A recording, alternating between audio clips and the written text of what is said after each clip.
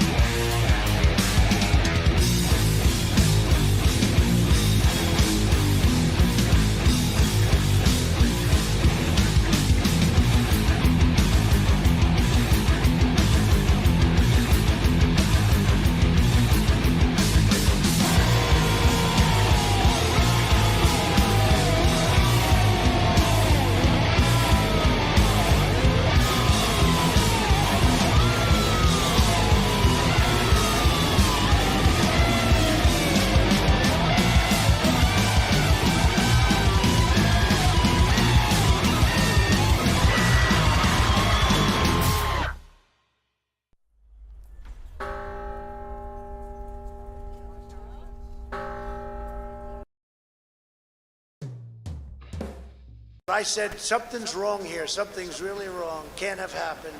And we fight. We fight like hell. And if you don't fight like hell, you're not going to have a country anymore.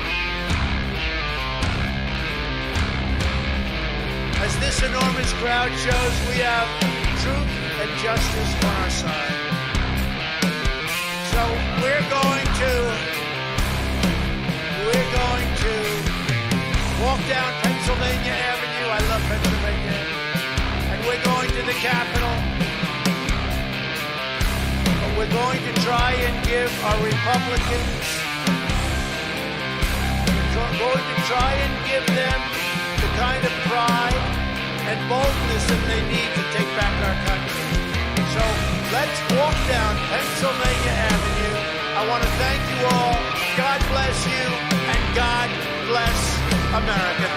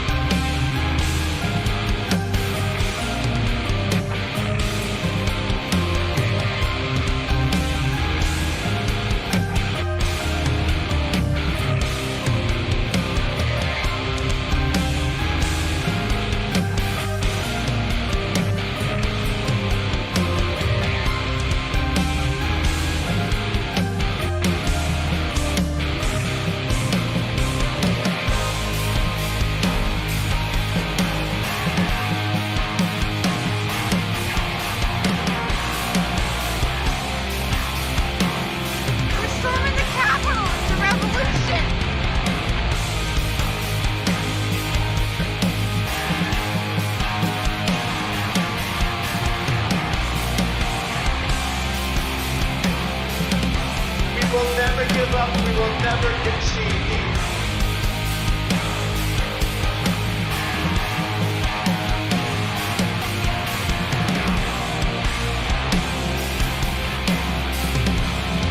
We can take that place. And then what? Take on fight.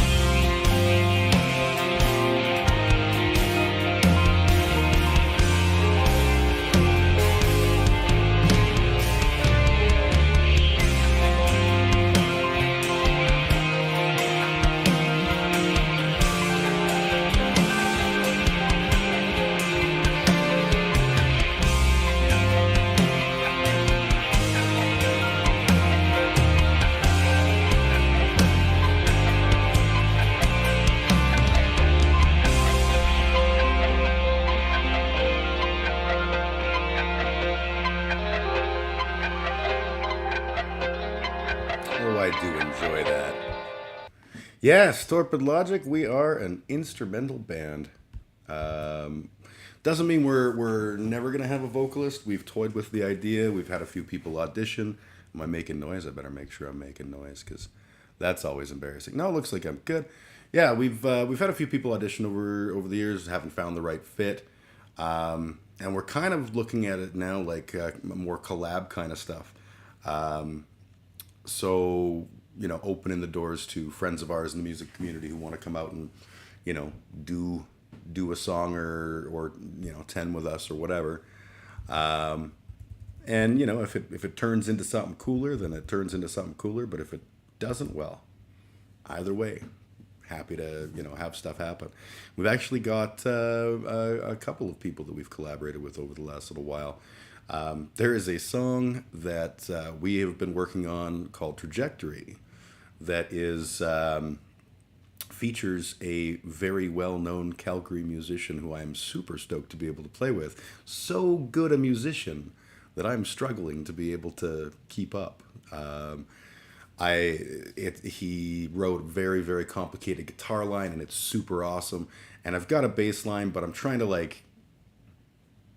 write a bass line that does justice without, obviously I'm not going to overshadow because I don't have that skill, but without sort of taking away from. And so it's been a long process, but no, it wasn't Keith Morrison. Keith is awesome. I love Keith. I actually chatted with Keith on the interwebs a few weeks ago. Haven't seen him in years, but this is it's not a secret or anything. It's Greg from Caveat. So phenomenal musician, and what he laid down was super, super good. Yeah, I miss Keith too. I played for years in the Keith Morrison band, and I always felt like that band had more to do. At the very least, we should have recorded a second album, but we sort of accidentally called it quits originally. We had just finished recording. We released our CD. We were doing some more stuff. Everything was good, and everyone but me was going away to I think all going to Mexico for vacations, unrelated. I think Fitzy was going on his first Lost Kung Fu Monkeys tour, if I'm remembering it correctly. And we were all like, yeah, everyone's going away. We'll get back together in the new year. And then we never did. And it sucked. And a year and a half went by. And then Raph messaged us, and he was like, hey, listen, I've got this cousin Tree, and Tree has a particular kind of brain cancer. And the treatment is something we're going to have to do in the States. And, Ronald McDonald House will put them up and cover a lot of their expenses in being there. But there's more expenses involved. And, would you guys be open to playing a show? And we're like, yeah, let's do a couple shows. Because he was talking about doing a show in his parents' backyard to like family friends. And then I sold them on the idea of it was the Distortion 1 year birthday. I think it was 1 year. And I was like, I can get us on that lineup if we want to do 2 shows, and we can donate our door to that and stuff. We ended up raising $2,800 for Tree. And in that process, we actually wrote a brand new song called The Dirty Left. And it is easily my favorite of all the things we did. We have no recording of it. And then after that gig, that was it. We talked about getting back together at least to record a second album because we had so many more songs that we didn't put down. But it was a huge bummer, or bum hair, as they say. Greg, seriously, so I'm a fairly good bass player. I'm not an amazing bass player. I'm pretty strong, and I've gotten a lot better over my time with Bodies of Everest and Dr. James Reddy. Both bands in very different genres have made me sort of work on improving as a musician, but I can't keep up with Greg. Greg's a fucking machine. He's amazing. Thanks. I think we were something special. I love that, it was this Southern Alberta folky rock and roll band that would play like Calgary Metal Fest between bands and shit like that. Like, that was super fun. Yeah, man, those were the days. It's funny, every now and then I go through these nostalgic phases where I look back on my career as a musician, which is not a real career as a musician. You know, real musicians do cool shit. I approach music like I approach streaming and like I approach all of the things I do, and that's, you know, I gotta pay the bills first, and I've got a decent day job, so that's what I'm gonna focus on. But the stuff I do for fun is so important to me.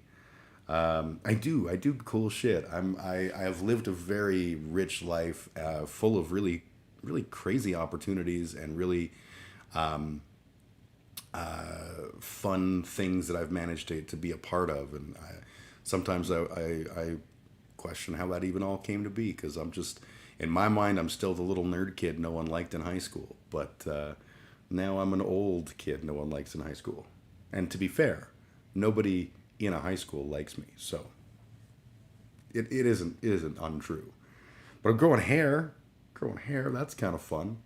I need a haircut now. I'm trying to go with like a different vibe, and it needs a fade, but you know, I can't do that every week, so finances dictate.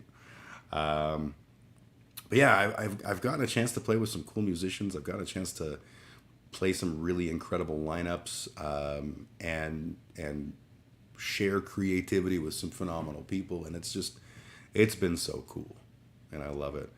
And in the last few years, when I've gotten better as a bass player, and I've been able to like do fill-in gigs for the Shillelaghs for the summer when Mandrill was off on tour, things like that. Like it's just been really amazing. Many people like you and have for years. Oh yeah, people love me. I'm fucking charming as shit.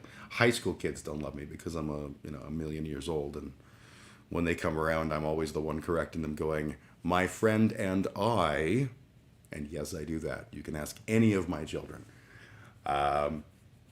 Because I enjoy the shit out of that. It's not because it's worthwhile or good. It's just because I enjoy being a dick. Yeah, I do. I often am surprised, actually, that, you know, if I go out to a show and I haven't been to a show in a while, and the number of people who are like, "Oh my God, Jim," and come up and give me a hug or, you know, well wishes in some regard.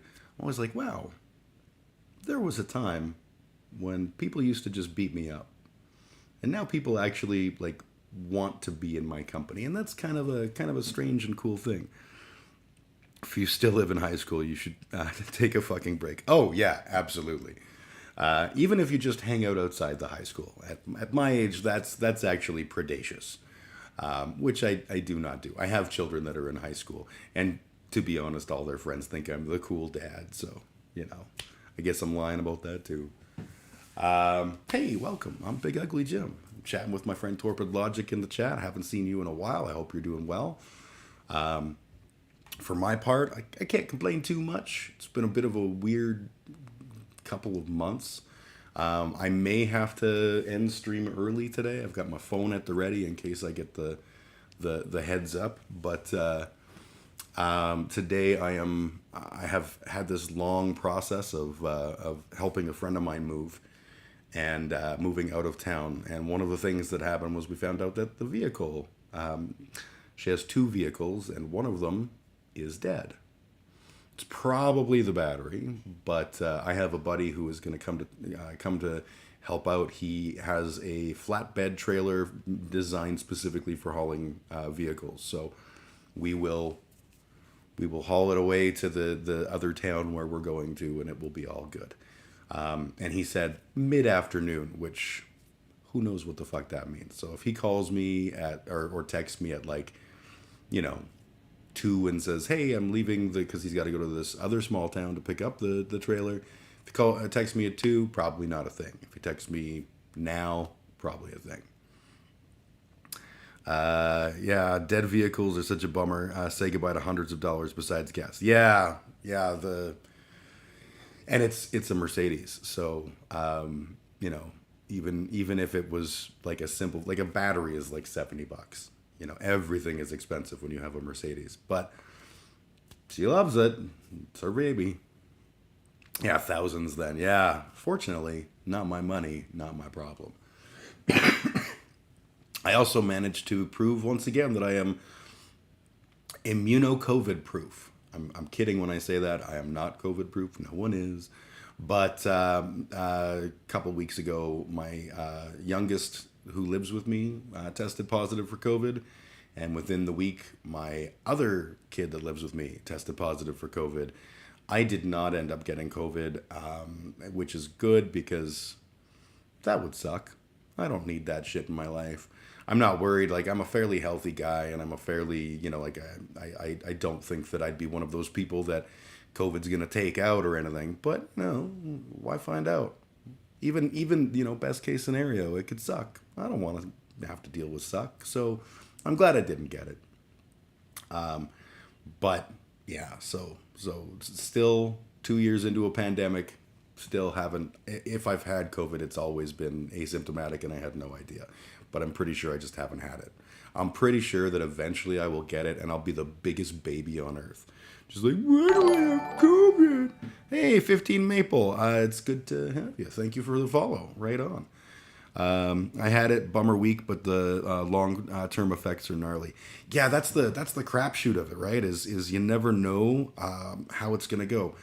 It's fucked. I know actually the person who I'm moving the vehicle with today. He's got a daughter who's a little bit older than my kids, and or actually probably in the smack dab in the middle of my many children. And she's got the long COVID, and she's got like neurological issues that have come up, like just fucked up. Other people do fine, right? So it's so fucked. Welcome 15 Maple. Again, thank you so much for joining. I hope you're having a great day. We're gonna just chat about some stuff, and mostly me just babbling. I will warn you right now, I am a filthy leftist. Much of what I talk about will be on that bent. I'm not a communist. I am a libertarian socialist, which means I believe in liberty and I believe in people acting for the common good. I'm also a pragmatist, which means I know that shit ain't gonna happen anytime soon, but we can hopefully do things to work towards that. Torp said I should drop by. Well, Torp was right. And yeah, Torp and I have been just chatting about local music stuff. Yeah, so I have, I guess I should probably mention, I have a show June 3rd with Bodies of Everest at this little coffee shop called Café Clatch here in town, which is an all-ages gig, which will be fun. And then on the 18th, I think it is, we're playing the Alternative Waves Festival in Medicine Hat. And then on the 25th, I may be playing a fundraiser show for a memorial show for a friend of mine who passed. And I don't know for sure what the deal is there yet, but we'll let you know. And then Dr. James Reddy's playing a show on Wednesday of this week at Broken City, where we will be doing the ska parts of what we it's all ska. But we're gonna play some ska for Rockin' for Dollars, and it should be fun. We have a filthy leftist. Well, I can't even read. We might have a filthy leftist party going now. Oh yeah, filthy leftists for the fucking win. Our parties are boring because all we do is infight, but man, are we good at it. Oh, gross leftism. I only care about the disgusting centrism about anti-Rachel Notley. Yes, Rachel. Rachel Notley, we describe her as a leftist when in fact I think that it's humorous because her politics is almost like spot on with the Lougheed era progressive conservative politics. It's not that progressive. There's progressive values in there, but economically she's not a socialist. She's not leading the workers of the world against the bourgeoisie. It ain't that. She's left of center, but not by much. And honestly, I don't think we'd get away with a candidate that was any further left than that doing well. I mean, this is Alberta. It's the land of I love oil and I love my cousin. And I loves my cousins. I just don't loves my cousins. But yeah. So centrist, generally reasonable, pragmatic policies, though. Yeah, and that's the thing is I do support the idea of squeezing some progressive actions in with pragmatically accepting that this is the world we're in, because this is the world we're in. Why fuck around? Necessary compromise to survive in Alberta. And I don't even know, man. Like, I'm starting to wonder if surviving in Alberta is even a thing anymore. Between the cost of living and, oily cousins aren't that bad. You're not wrong. To the cost of living and just how fractured this province is in terms of the left-right divide and how virulent that's becoming. Like, I saw a thing that was on the news a few weeks back, and they were talking about I think it was Pew Research had looked at the split. Hey, Johnny, how you doing? Is it Johnny or Janai? Because I was introduced to you as Johnny, but it looks like Janai, and then someone said Janai to me recently, and I was like, yeah. It doesn't matter? Okay, well, matters to me. That's what's important. Welcome, Johnny, Janai. I'll just go with Johnny because that's what comes out of my face. If you ever want to correct me, you can. I was actually just talking about the shows that are coming up, including the third we're playing at Cafe Clutch, which will be awesome. I love playing all ages shows. I love having the opportunity for the kids to come out and see and all that kind of stuff. My kids are now legal age, but for a long time they were not, and the only opportunity they could have had was all ages shows, and I've not played as many as I'd like, so it's cool to be able to do that. But yeah, so where was I going? I was babbling about Rachel Notley and oil. Yeah, anyways, Alberta sucks. It sucks. Talk about how cost of living, high cost of living. Oh yeah, cost of living is ridiculous, and this is like true the world over.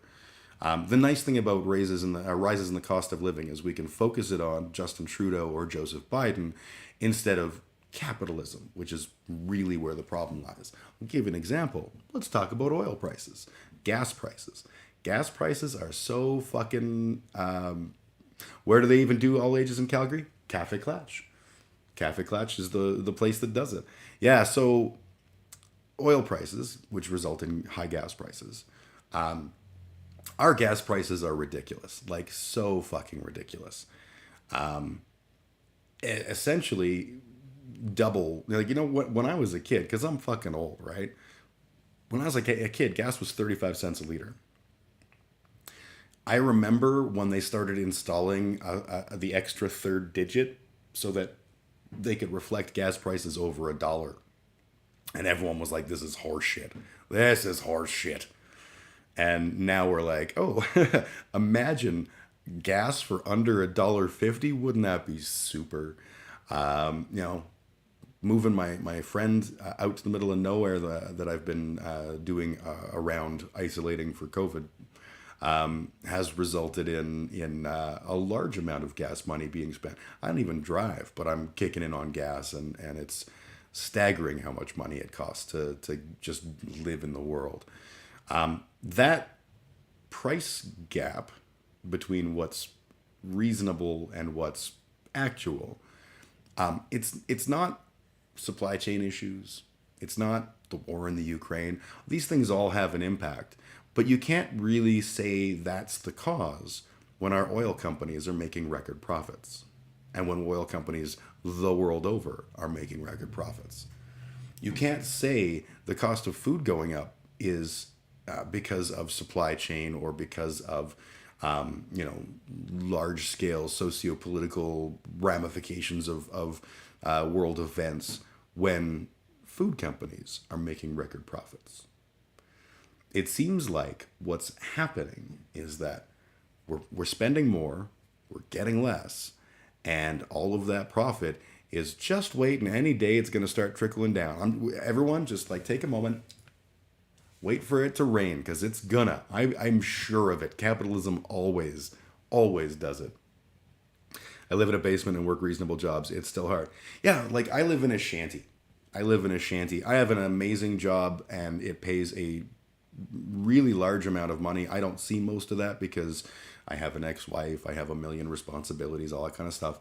But the reality is, even for what my take home is, should be holy crap, I'm doing great. Father with 2 kids living in the house, make the money that I make. I should be oh yeah, I'm nailing it. Every month is tough. Every fucking month is tough. And it's because wages haven't gone up. Or where they've gone up slower than the cost of living increase has. That's problematic. And I work for companies that are making shit tons of money. And, that's just how it do. I also have 17 kids. I only have 4 kids. And only 2 of them live with me. And they're both of age, which means they could theoretically be working. One of them has a part-time job. They're going to school. The other one doesn't. It's not an easy climate to be looking for war right now. Yeah, class warfare. Seriously. That's what it boils down to, right? And, when we talk about class warfare, we go, high crime neighborhoods like Forest Lawn and Bowness and stuff. I was talking about this earlier with one of my kids, and I was like, you want high crime neighborhood? Fucking any rich neighborhood where the people responsible for wage theft live. That's a high crime neighborhood. But we don't police that. So, can't really blame kids. Yeah, there's the world is the world. I'm not blaming my kids for not working.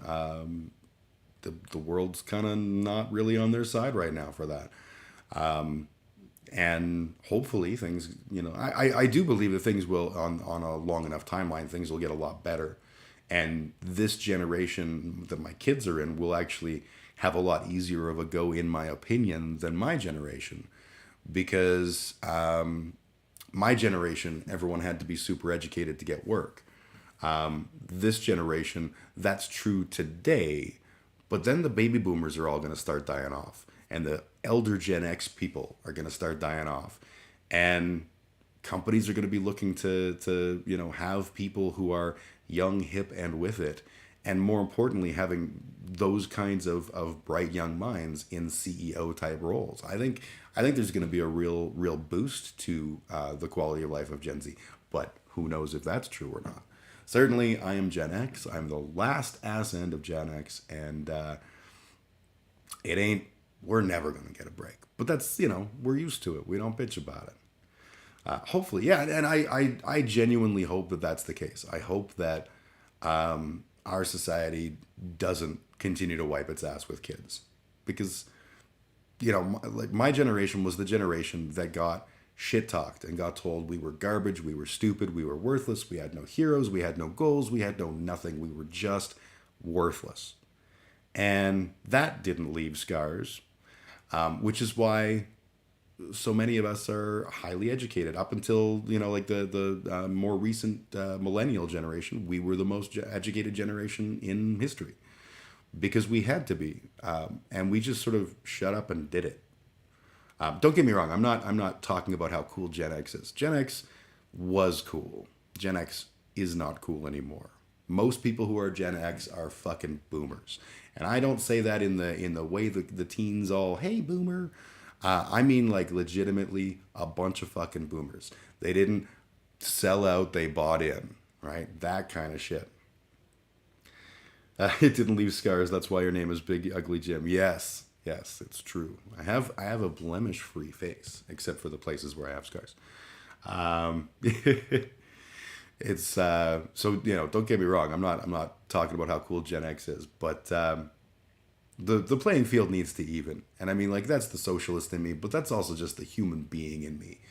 We cannot continue down this road where every single person who's under 40 is just destroyed financially, crippled with an impossible to pay back student debt, living in a world where they're expected to pay outlandish amounts of money just to survive. And meanwhile, we're like, ugh, do we have to pay you more than minimum wage? Do you have a master's degree to earn that? Like, it just isn't real. That's just not real. And I would understand it if times were tough all over, but they're fucking not. Wealthy people, they be doing okay. And they just keep doing better and better and better. And that's my problem.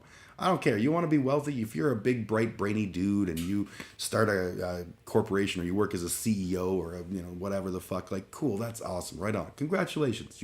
You've beat capitalism. Wonder Kid. But, like, you don't get to have everything. It's just not how the world is. I can go on for hours and hours about this shit. What will always annoy me is that this education and they get this is education and they get mad at people not being educated as if university isn't 8,000 a semester. Not only that, but like the downplaying of anything that doesn't feed the capitalist beast from an education perspective, right? If you spend money on an education in something like Indigenous studies or gender studies or whatever, you're just gonna have nothing but people going like, ugh. What are you going to do? Get a job as an Indigenous woman? Fuck off. University isn't a training school. That's trade school. And trade schools are important too. But university should be for gathering further knowledge. And that knowledge is valuable, even if we don't immediately, recognize that it can apply to a particular job or whatever. Like, that shit drives me nuts. I got a degree in computers. And I got a degree in computers because I was like, I have a family I'm going to need to feed, or I'm going to have a family I'm going to need to feed. This is a good idea. It will work for me. And it did. But people who are going to school for things that are not going to, STEM careers that are not going to propel them to the top of capitalism are still fucking human. And they still deserve to have, like, buying power. And they still deserve to have, like, the ability to learn the things they want to learn. Why do we have to always learn shit just for the perspective of being rich? That shit's stupid. Millionaires are not the real problem. Billionaires can suck an egg. When I was a kid, millionaires were the problem because there were no billionaires. But that's the thing is, as soon as you're like, okay, billionaires are the problem, the next thing will be trillionaires, right? Because people will continue to just suck the fat out of our society until we're all screwed. And, meanwhile, do nothing to solve the problems that are actually facing us and instead focus on, like, bullshit culture war crap and pretending the climate change isn't real. Oops. Some of the most incompetent people I've worked with have been hugely overeducated too. Absolutely. I've known people with great education who were awesome. I've known people with the same degree as me that are just buffoons. Education doesn't make you smart. Learning to think makes you smart. And not everyone who gets a degree is going to be good at their job. I remember my mom went to university when I was a kid, like, in my formative years. She got a degree in music and education. And she graduated with distinction with like a 3.9 something GPA, like a very good GPA. And had she turned around and reapplied for the same program that year, she would not have been accepted. Because the cutoff was like, if she got a 3.93 or whatever, the cutoff was 3.94, whatever the particulars are. Being a 3.94 student doesn't make you a good teacher.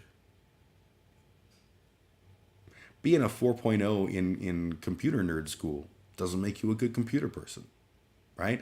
Education is only a part of the thing.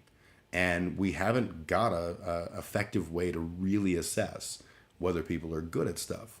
I used to teach college. I specifically designed tests to validate that people knew the content rather than, the typical answer is multiple choice tests where your whole job is to try and confuse people into picking the wrong thing. That's not testing their knowledge. That's testing their caginess. Like, that's just dumb. Education doesn't correlate much with skill or knowledge or ability in my experience. I think it correlates in as much as if you see someone has an education, you can make a certain degree of assumption about baseline knowledge on a topic. But I mean, Jordan Peterson's got a doctorate. That guy doesn't know shit. Doesn't know shit about psychology. Doesn't know shit about. The only thing he knows about is cleaning his room. And if you look at interviews, he's not cleaning his room. Motherfucker looks like the crypt keeper soaked in alum. What the fuck, right? But he's got an illustrious degree and had an illustrious career, churning out more people with illustrious degrees. And that's like, really? Yeah, exactly. I have to see it. You literally can make the assumption that they have a certain amount of baseline knowledge, but that knowledge even isn't going to be enough to prove whether someone's going to be successful in a field or not. I have a buddy who's an accountant. Not a buddy. I actually don't like the guy. Not because he's an accountant, because he's a jerk. But he was working when he was in high school. He was doing like weekends working as an accountant. And made good money. Hang on, I got a text message. This might be about the thing that I have to care about. Okay, yeah, nothing yet. Okay, we're good. We're doing the car move today for my friend who's moving out of town, and I'm trying to figure out when I'm supposed to like leave my house. So I haven't done. Hey, she loves puns. Igloo BC, nice to see both of you. It's good to have you. I shudder to think how many people Peterson has influenced. I loved his little whine article about why he's no longer going to be a teacher anymore. And he's like, just being taught by me is making people's, credentials be doubted. And I'm like, yeah, dude, that should be the case. You have proved to be a terrible psychologist and a really lousy political thinker, and in general, a problematic person. If I had a resume on my desk and it was like, oh, I studied under the grand Jordan Peterson, I'd be like, okay, so do you know your course content? Do you have the basic understanding of humanity? Can you work with other people? Because Jordan sure can't. He's too worried about, oh, that girl there is wearing makeup, therefore she wants to coitus with me. Like, whoa, the fuck, dude? Peterson is such a waste of smart mind and education. I don't even think he's got a smart mind. Like, he is word salad. I'm going to show you a website, and it makes me think of Jordan Peterson, even though it's not Jordan Peterson. This website is one of my favorite things ever. Let me just pop a tab open here. I'm just going to pop a tab, bro. Wisdom of Chopra. Have you guys ever been to wisdomofchopra.com? This is like amazing shit. So we're going to fade over here. So yeah, this is wisdomofchopra.com. It's a random Deepak Chopra quote generator. So I click this. What's going to happen is so here's the preamble. It's been said by some that the thoughts and tweets of Deepak Chopra are indistinguishable from a set of profound-sounding words put together in a random order, particularly tweets tagged with #cosmic consciousness. The site aims to test that claim. Each quote is generated from a list of words that can be found in Deepak Chopra's Twitter stream, randomly strung together in a sentence. The key to joy explores subjective self-knowledge. Like that sounds like something he would say. Likewise, elephants are insects may not be the best example. Way to prove me wrong. A single particle is entangled in incredible sexual energy, right? That all sounds very legitimate.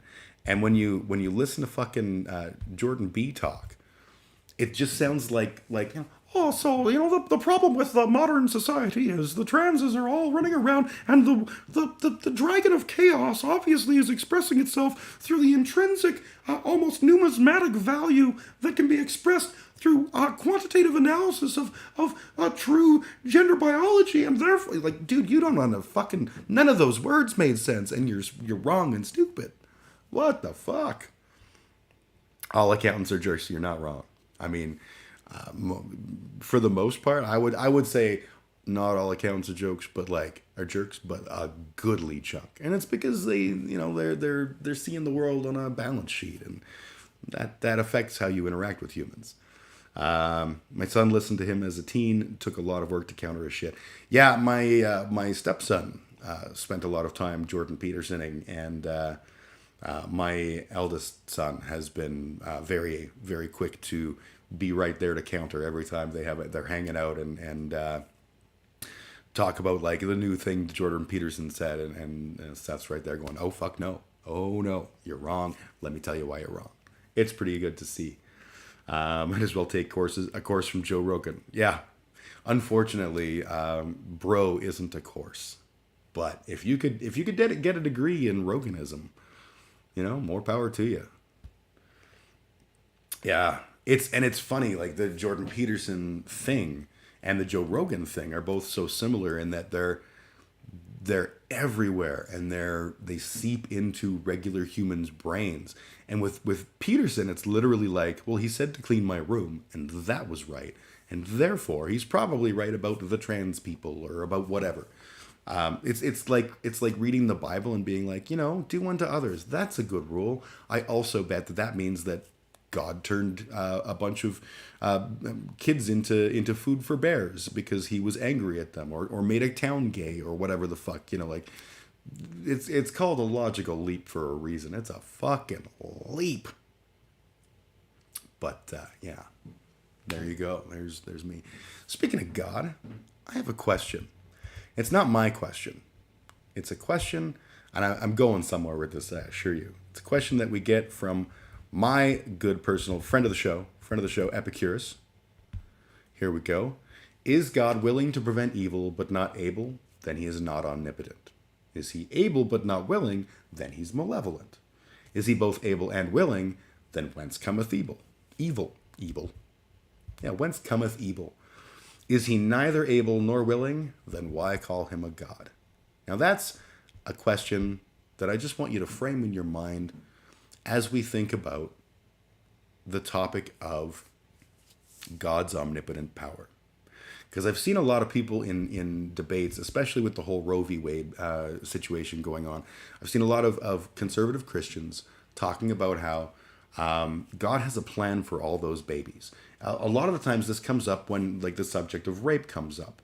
And someone says, what about a baby that was a product of rape? And you know, depending on how strong their convictions are, people will say things like, you know, I believe that God has a plan for that baby. God put that baby, even under those circumstances, God did that for a reason, and God has a plan.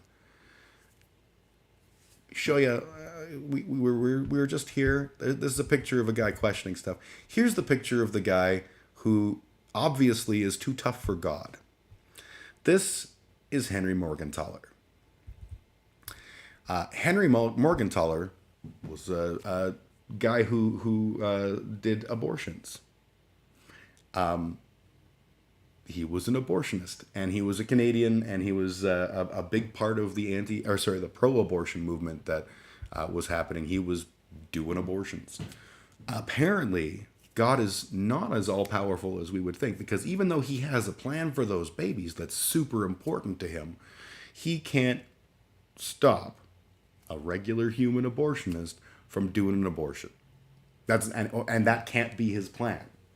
Right? If everything is in God's plan and God has written all the deeds of our lives in the book of godly godness, then surely he read the part where it was like, and Morgentaler's going to kill that baby. Oh, okay. Maybe that was the plan. Maybe, you know, like it's such a bad half argument. It's the same as when they talk about the unnaturality of like homosexuality. Yeah, but it's an unnatural sin. God doesn't want that for you. Really? So God can't stop you from doing it? That seems weak. I don't know. What do you guys think? Am I being uncharitable to the grand and glorious God? That's my argument for atheism. Yeah, that's the Epicurus quote. It's not the reason I became an atheist, but it's certainly when I saw it, I was like, right? I'm just agnostic. I think there's something out there, but it's not necessarily what religion teaches you.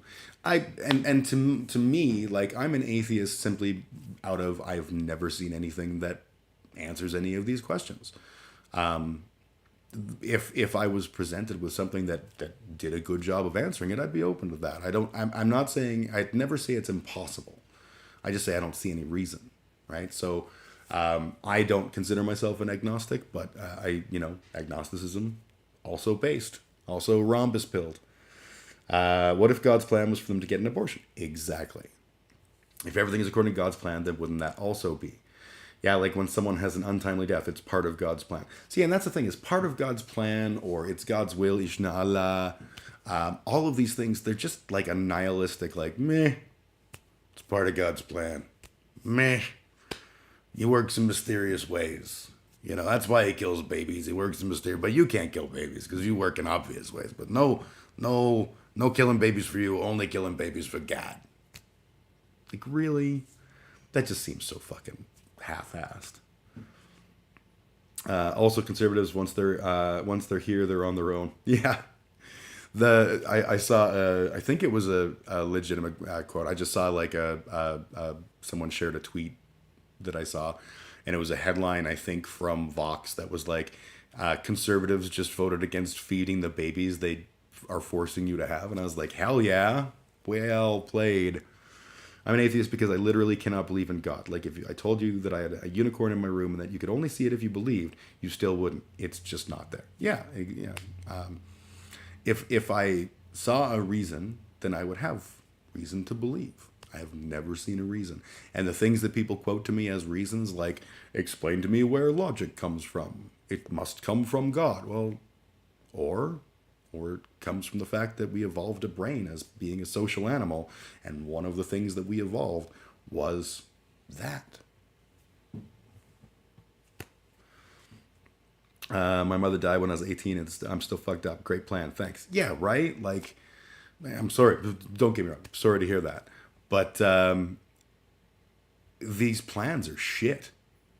You know, if God's such a really great plan maker, and his plan involves someone being raped or crime existing or suffering or slavery, like, write better plans, dude. You get like writer's cramp and you're like, okay, yeah, we'll just end it with slavery for like a whole bunch of people in Africa. That sounds good. Like, no, that's not a plan. That's a lack of a plan. You know what? We're gonna watch a video together. It'll be quick. It's gonna be awesome. Has anyone ever heard of that Mitchell and Webb look?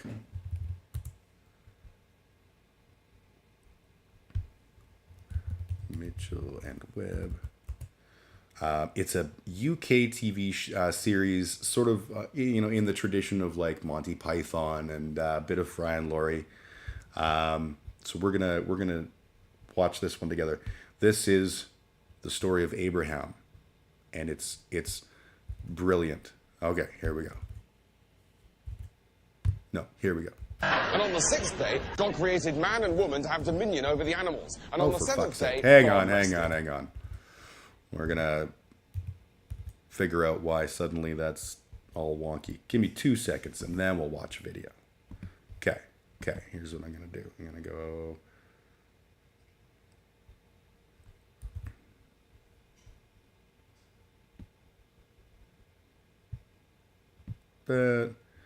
And you know what? It is what it is. We'll do this mode, and give me just 1 sec. I know how annoying this is when people are shitty and not prepared for life, but hey, what? I'm shitty and I'm not prepared for life. Y'all needs to deal with it. Yes, we are the baddies. Exactly. That's a reference to the sketch where they're the Nazis and they're dressed in Nazi clothes, and the one guy's like, "Have you looked at our uniforms? The other team doesn't have like skulls and things. Like, are we the baddies?" It's very adorable. Okay, am I looking better now? I think I am, and we'll just cut it over, and hopefully it'll work. And on the eighth day, God rested. And on the ninth day, God rested. So he basically just rested. And then drowned everyone and invented the rainbow. And then rested. And that, Isaac, brings us pretty much up till now. Thanks, Dad. Wow, the Lord sounds smart. He is smart. Especially those first 6 days where he made everything, but also generally. Now, run along and play in the grid. Great, bye. Abraham! Lord! Abraham! Not interrupting, am I? No. So, this is, I'm sure you're familiar with the story of Abraham. Abraham was visited by God many times and told to do many, many things, some of which were pretty wackadoo. Johnny, yeah, I don't know the Modest Mouse song Bukowski, but I do know Charles Bukowski. I've read many of his works of poetry and works of fiction, and I enjoy him. So I'll have to check that out, because I haven't heard much Modest Mouse, but what I've heard I've always liked, so. Perfect timing. I was just telling my son about all the wonderful ideas you've had. Good, because, Abraham, actually, I've had another one. Another idea? An idea from the Lord? Oh, please tell. Yes, I will. And, okay, and do tell me if you think this is sort of, well, out of order, you know. I do love the British. I love the British for the do tell me if this is sort of out of order. Yes. What? Right. Well, my new idea is human sacrifice. What? You know, human sacrifice? I think you should kill someone. And I was thinking you should kill Ivan. Ivan? Ivan? Ivan, your son? Oh, Isaac! Isaac! I'm so sorry, it's Isaac, yes, Isaac. I think you should kill Isaac. So, what do you think? Brilliant! Really? Oh, yes, Lord, another winner. Ivan, rustle up a pyre. We're making a sacrifice. Ivan? I thought you said his name was... Oh, no. Ivan's a much better name, Lord. You were right. Oh, I can't wait to see the look on his face. You're sure you're fine with this? Absolutely. You would say... I would say what, Lord? Well, you know, if you thought I was asking you to do something, you know, wrong... If I thought it was wrong, like I'd know, like I have any chance of forming an independent basis of right and wrong outside the instructions of some supervisory being. No, Lord, I am your bitch. Yeah, okay. I fucking love this. But Finish the pie, Dad. Hello, Ivan. Where's the sacrifice? Ooh, that's a good point. Where is it? Any ideas, Lord? Oh, wait, I remember. It's there. What? Yes, Ivan. The Lord's new idea is that I should sacrifice you. Me?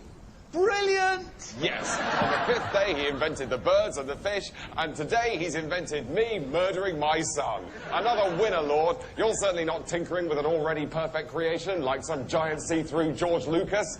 Hop on, Here's a Look how uncomfortable God is. nice stabby bit of flint, Dad. no, hang on. Well done, Ivan. Right, brace yourself, lad. No, wait.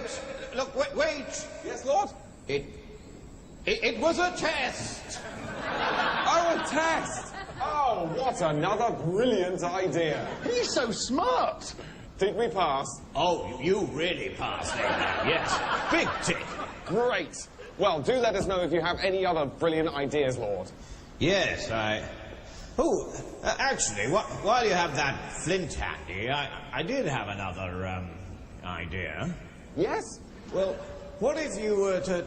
Say if this is weird, but what if you were to cut off your son's... Oh, what's it called? I can't think of the name. The skin around the... Oh, I'll get back to you. Okay. Can't wait. That was adorable and brilliant. And that is just one example of how I don't understand the faithful. Like, come the fuck on, you know? And I feel like it's a classic, you know, because what we do is we try and sort of, you know, fit the great Lord into our little box of what we think. And that's one of the things I love about Christianity is its capacity to just like wing it. You know, the same book that my parents read and that inspired them to be peaceful, loving people who, you know, shared their love of the Lord with their fellow man and all that kind of stuff. That same book inspires the Westboro Baptist Church. And it's not because the Westboro Baptist Church is wrong and my parents were right or whatever. It's because it's a book. You can pick whatever you want out of it. You can make it work, right? Same with Jordan Peterson. Just because you write a book that says clean your fucking room doesn't mean that you are good at anything besides telling people to clean their room. I don't know what to tell people, right? The Peterson fanboy types don't want to hear it. They're so caught up in the idea. Or the Rogan people who are like, yeah, but you know, he was right about this one thing. And I'm like, okay, does that mean he's right about anything more than that one thing? I can tell you how to do, for example, PowerShell scripting. I can talk you through how to generate a PowerShell script with logic built into it. So there's nested statements and branches and all that kind of stuff and loops and things. Like, I can do that. Does that mean I should be able to tell you how social policy should work? No. And realistically, I shouldn't be. You know, I'm not a poli-sci person. I don't fucking know nothing. I hate it. My mom used to guilt trip me, made fun of my trans best friend, and said she looked terrible and doesn't think anything she's doing is wrong. Also, doesn't believe in therapy. Oh, that's gross. That is so gross. I'm so sorry to hear that. My generation was raised with the idea that there was straight people, there was gay people, and then there was the perverted man who would wear women's underwear and dance around, and he always got caught by his family, and it was a shame and embarrassment.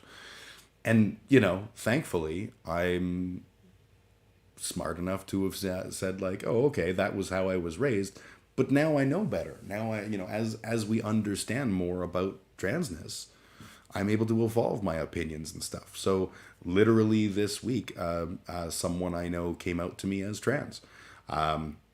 It was a person also helping with the move that I've been helping with. And I had always I've known them for a little while, just in a very passing sense, but I knew them with a boy's name and boy pronouns and things like that. And no one corrected me. And then midway through the conversation, the person said, you know, by the way, and I was like, oh, okay. And immediately did my best to switch to using appropriate pronouns and appropriate, you know, the new name that they have come up with, right? Because who's it hurting? This, biological lie. No, it's not a fucking biological lie. The biological lie is him being forced to... her. See? We're all human. Her being forced to live a biological lie. That's the lie. My mom is Roman Catholic, which is a religion brought upon by colonizers in Africa. Yep. And that's something that I've not really ever understood. I watched a debate earlier today. It was from Modern Day Debates. They had a guy who is an atheist, a guy who is a member of, I think, like a more Southern Baptist kind of church, but they didn't specifically say. And they had the Hoteps, something Israel. Every time I say Israelites, I think British Israelites, which is the weird worldwide Church of God people. But what are the Hoteps? Black Israelite. That's it. Black Israelite. And it was a terrible debate, but it was so funny to watch because none of them, you know, the atheist guy was not really able to push back. Like, you know, they're going, you know, oh, so you're an atheist. Explain to me the Big Bang Theory and accurate 100% and he's like, I'm not an astrophysicist, but didn't push back hard enough to say, you know, no. And then the Black Israelite guy would make some claim, and like it was all just like every single person was coming from the I'm right, you're wrong, and no real good debate was happening. But I always wonder if you are Black or Indigenous or in some way a colonized people, how can you be comfortable taking the religion of your colonizers? I don't get it. I'm not comfortable with that religion, and I'm one of the colonizers, or at least, you know, honkified version. I'm not technically I mean, we're all technically, that's the whole gray area thing, but like my people didn't do colonizing because we were late to the party, but we would have, and we were the right skin tone, and we were the right, you know, political group and all that stuff. So, you know, I'm part of that, and I you know, I own that shit. But yeah, like I don't know how you can take, you know, if somebody came in right now and like put a gun to my head and said, you're going to be a Zoroastrian now, and I had to be a Zoroastrian, and I was beaten and humiliated and made to be a Zoroastrian, and my children were beaten and, you know, made to be Zoroastrians. Several generations later, I would hope that my kids would be like, wait, this is stupid. We only believe this because some asshole came along and like made us. That's bullshit. Trans people were weirdos who were suffering over their entity. Brutal. Yeah. The image that we had, that we were given, was not of people who were, you know, had that disparity between the gender that they were and the gender that the checkbox on their driver's license said. The message that we were told was that these were sexual perverts who got off wearing women's clothing as a kink. That's what my childhood experience with what the world told me transness was, and I'm glad that that's not the story anymore.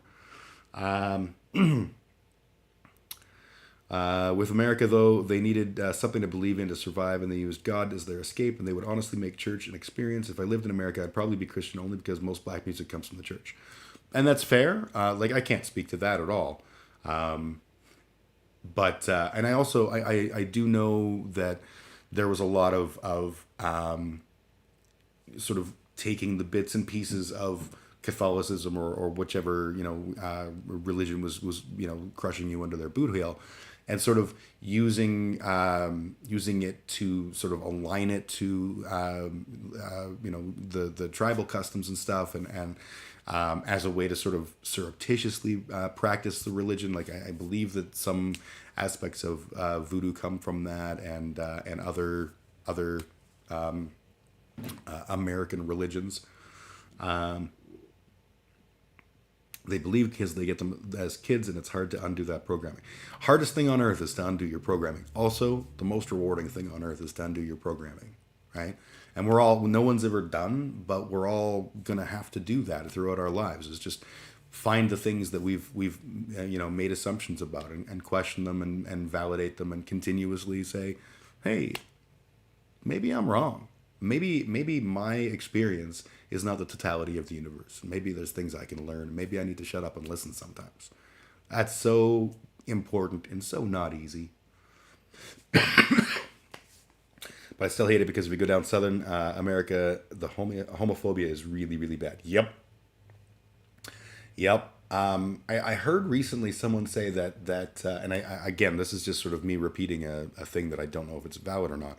But I heard someone saying that in the U.S., most of the time, black people vote Democrat. And it's because the Republicans are a party that are like, we will fucking ruin your lives. And the Democrats are like, we'll ruin your lives slightly less.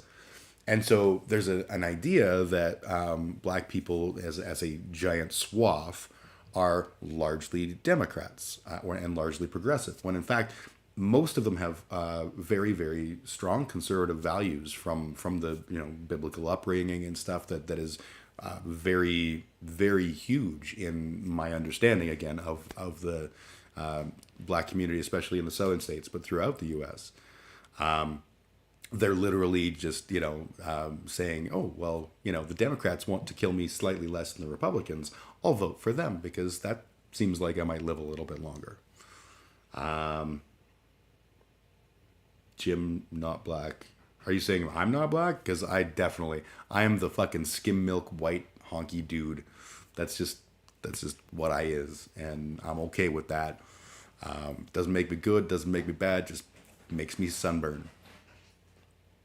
Jim has lied to me and told me he was. Yeah, it's part of my sinister agenda. I often talk about who I am in terms of my blackness. No, I don't. That's a lie. I'm literally the whitest kid you know. And the key is that I know that my skin is the color of skim milk, and that affords me privileges, and it also affords me responsibilities that I have to do, and so I try to live up to them.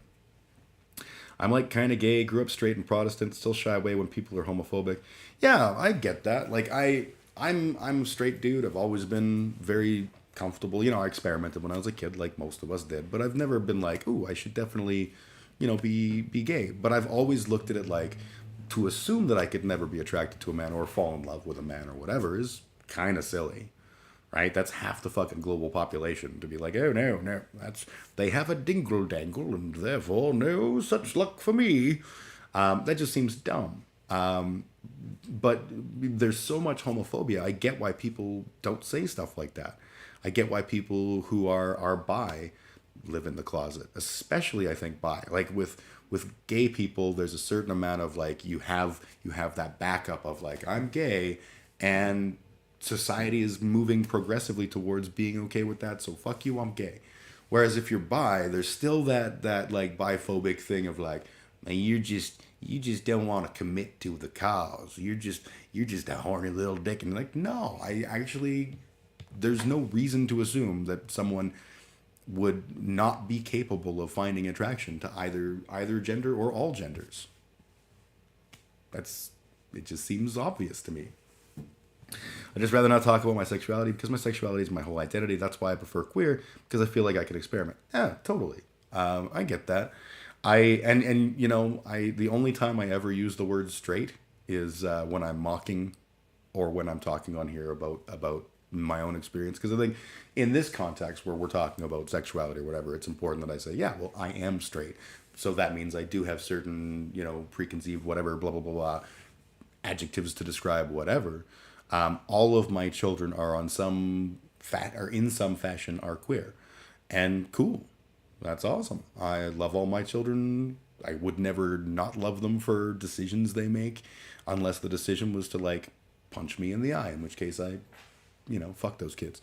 But yeah, I feel like talking about sexuality is an interesting thing right now because it's becoming obvious that the talking that has been happening has been like net positive for the world, and that seeing that the conservatives are like, what we should do? We should write "Don't Say Gay" bills to diminish that fact and to slow the progress of LGBT people, LGBTQ, etc. That's very clear to me, and I think that I get why people don't want to talk about it, but I get why people want to talk about it, and I support either way. I'm just happy, like, live your life, do your thing, just don't hurt nobody, and then you're doing good. I just don't identify with any category. Sexuality isn't always straightforward. Yeah, this is the problem with the world, is we're so used to thinking of things in the binary, whether it's gender, whether it's sexuality, you are either gay or you are straight, when nothing is that fucking clear. True and false questions on a college quiz are never that fucking clear, right? There's always someone goes, what about this exception? And the teacher has to go, okay, I'm going to give you that one. Like, the world ain't easy. The world ain't black and white, and it shouldn't be black and white. It should be all kinds of different things. It's a spectrum. And a glorious spectrum with all kinds of different shit in it. And if you are here and I'm here, we're still fucking people. On that note, I really have to pee, and I want to have a quick step outside and have a moment to put chemicals in my lungs. So I'm going to do that. I will be back in like 5 minutes, but I will leave you with the glorious music that I make as Muzak using the Reaper application. This song is called Blurk Derp. And I will be right back. But let me put the thing on my face. And wrong thing. That thing. And I will be right back.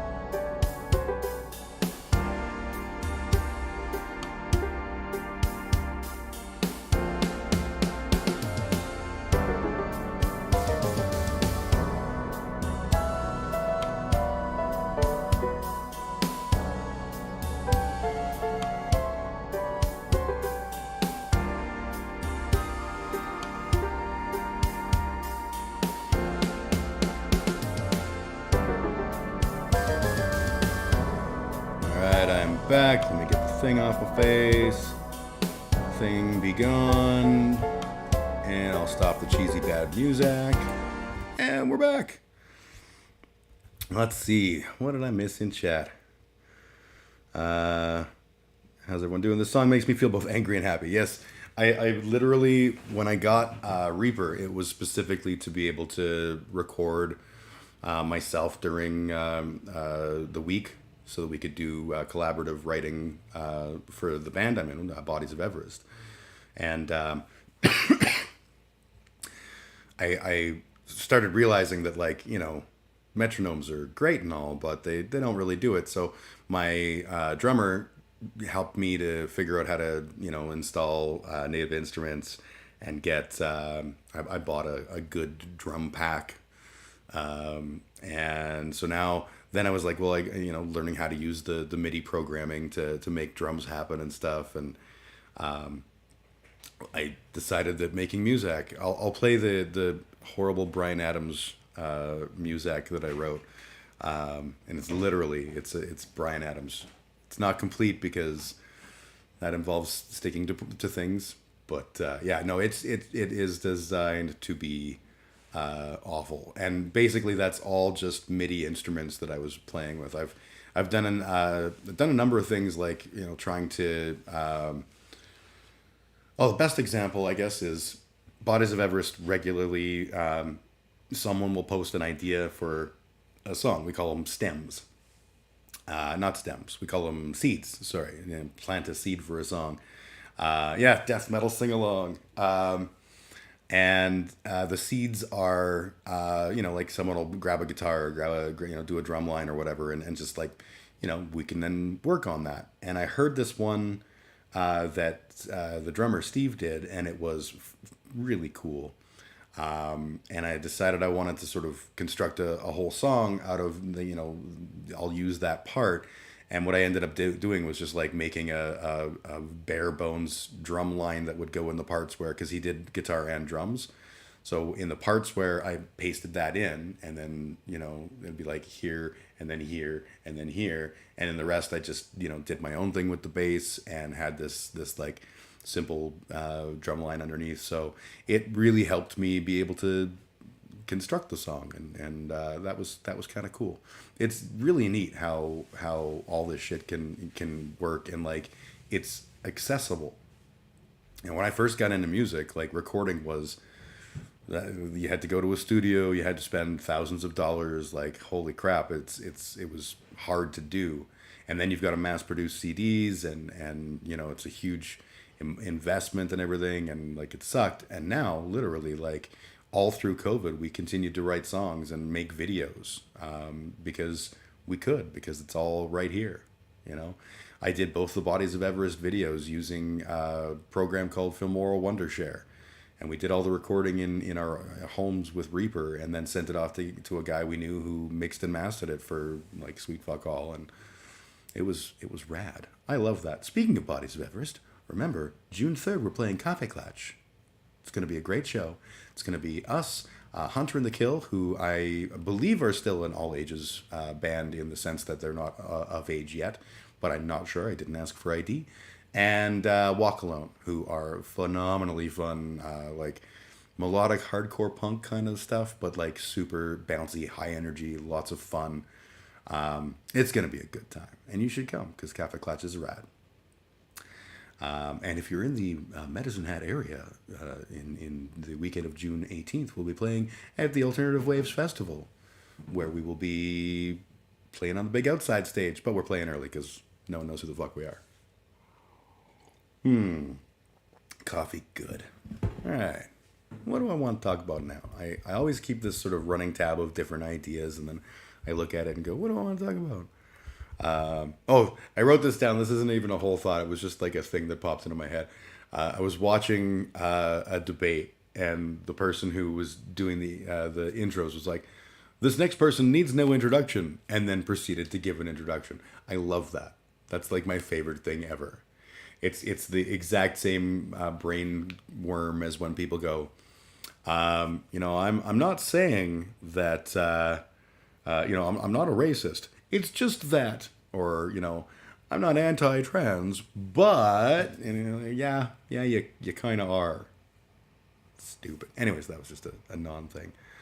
Yeah, this is the thing.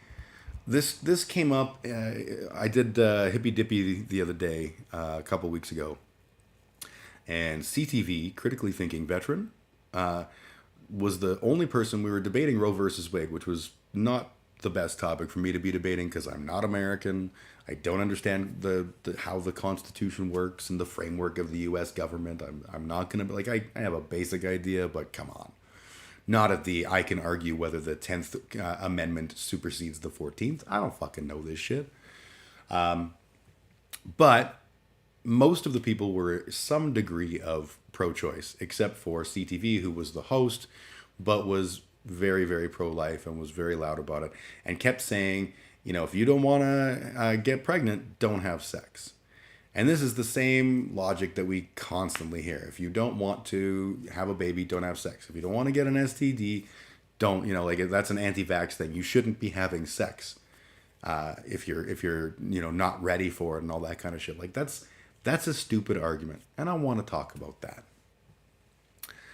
Everyone fucks. In the words of REM, everybody fucks. It's just a thing. Pretending it's not a thing is called abstinence-only education. And historically has not been very good. Has not led to what we would maybe call good outcomes for kids. We have a choice. We can teach everybody fucks and is fucked. Yes. Oh no, sex sounds great. It does. I haven't had it in a while. I'll admit that.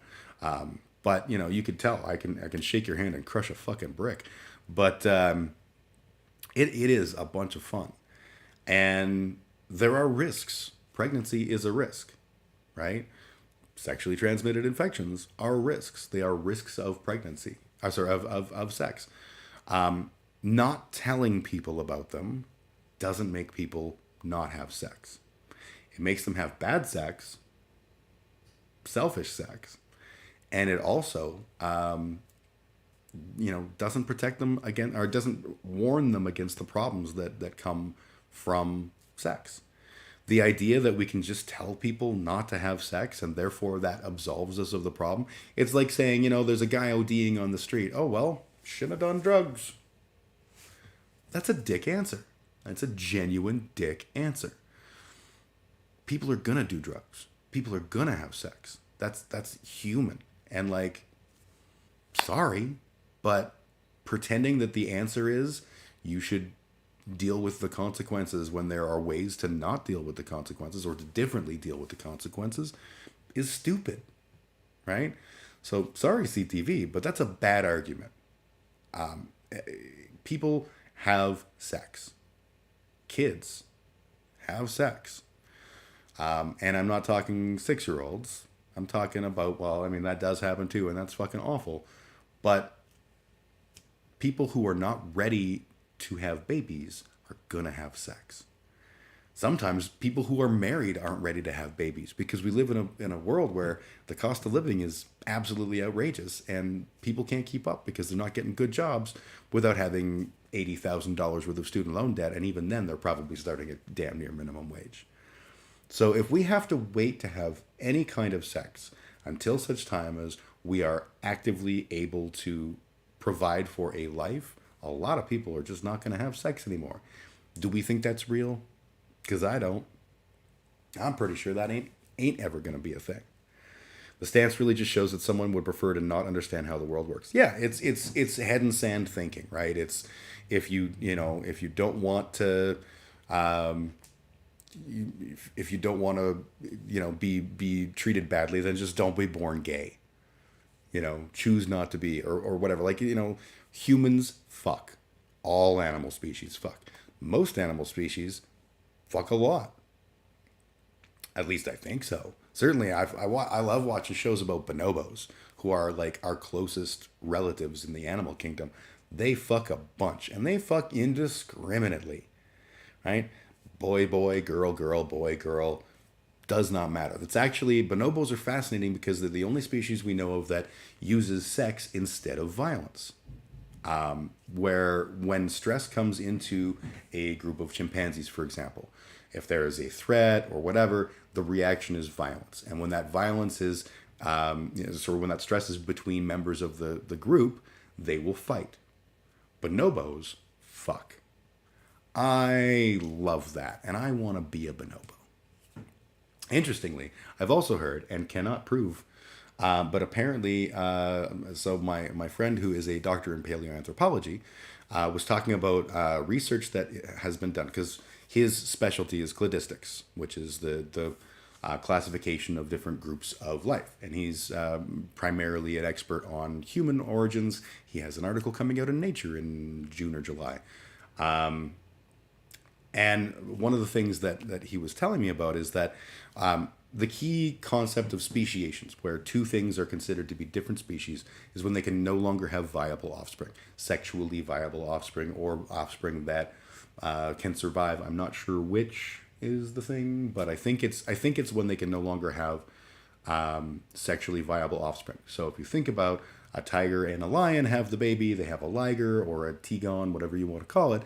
Those things are sterile, which means that they're evolutionary dead ends, right? So that means that lions and tigers are different species. Apparently, a group of Russian researchers have been able to fertilize human embryos with bonobo seed and bonobo embryos with human seed. So that doesn't answer the question of whether or not the offspring would be viable. And my understanding is that they then destroyed those evil abominations of chimeric evil. But it's interesting. We're not that fucking far removed from bonobos. And they fuck. So we should fuck. The idea that you can just say, well, you had sex, therefore you deserve the punishment. And the punishment of sex is a human who will live a whole life. Like that, does that make sense? No, it doesn't. It's a non thing. It's a non thing. I'm all for people having babies. Cool, have babies. Deciding whether or not you're going to have a baby based on the government told me to, yeah, I'm not so big on that. Deciding whether or not to have a baby based on it's illegal, and if for me to not have this, and if I do so, I can go to jail or be fined or be sued or whatever. No, that's not cool. Those are decisions people should make, in that moment. Yeah, you should make that decision when you're having sex. You should be like, oh, I'm going to have sex. I'm going to wear a prophylactic. And I'm going to whatever the fuck. But when you had the sex, protected or otherwise, and you are now faced with the reality, there's this thing that will grow inside you and eventually require you to provide a life for it in some way, whether that's giving it up for adoption, which is a decision, and not necessarily a great one, because people aren't getting adopted, or having the baby and paying for the baby to survive and providing a life for that baby for the next 18 to 30 years, depending on, maybe even 40 if it's a white male. That's a decision. And the other decision is, I don't want to do this. That's okay. That's a perfectly valid perspective to take. And if you don't want to do something, you shouldn't have to fucking do it. And the idea that it's a punishment is just fucking wrong. Janai, I'm a punishment, true story. I hope you're not. I feel like I'm about to get the birds and the bees talk law. Okay, so there's the bird and there's the bee. The bee has a stinger that goes in the bird's vagina, and then the stinger ejaculates spermatozoa, which is Latin for animal seeds. And the spermatozoa swim up the birth canal of the flower to the uterus, where they implant in the wall. And provided that the implantation takes place with a fertilized embryo, life can be formed. Although it's also possible that the uterine lining could be shed, and the bird would lose its uterine lining and not have some kind of weird bee bird chimera. I would think they're speciated. That whole birds and bees things makes no sense. When you think about it, like I get that the stork is involved, but it feels like fake science. My opinion only. I am not a birthologist, nor am I a doctor of Jesus, so I cannot speak to these things. But it feels wrong, feels incorrect, feels invalid.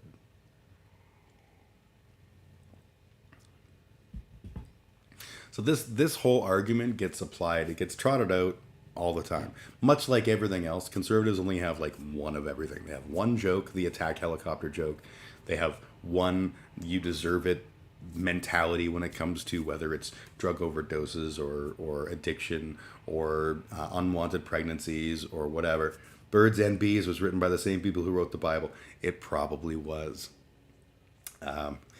Mindless shepherds who were like, Daddy, what's a sex?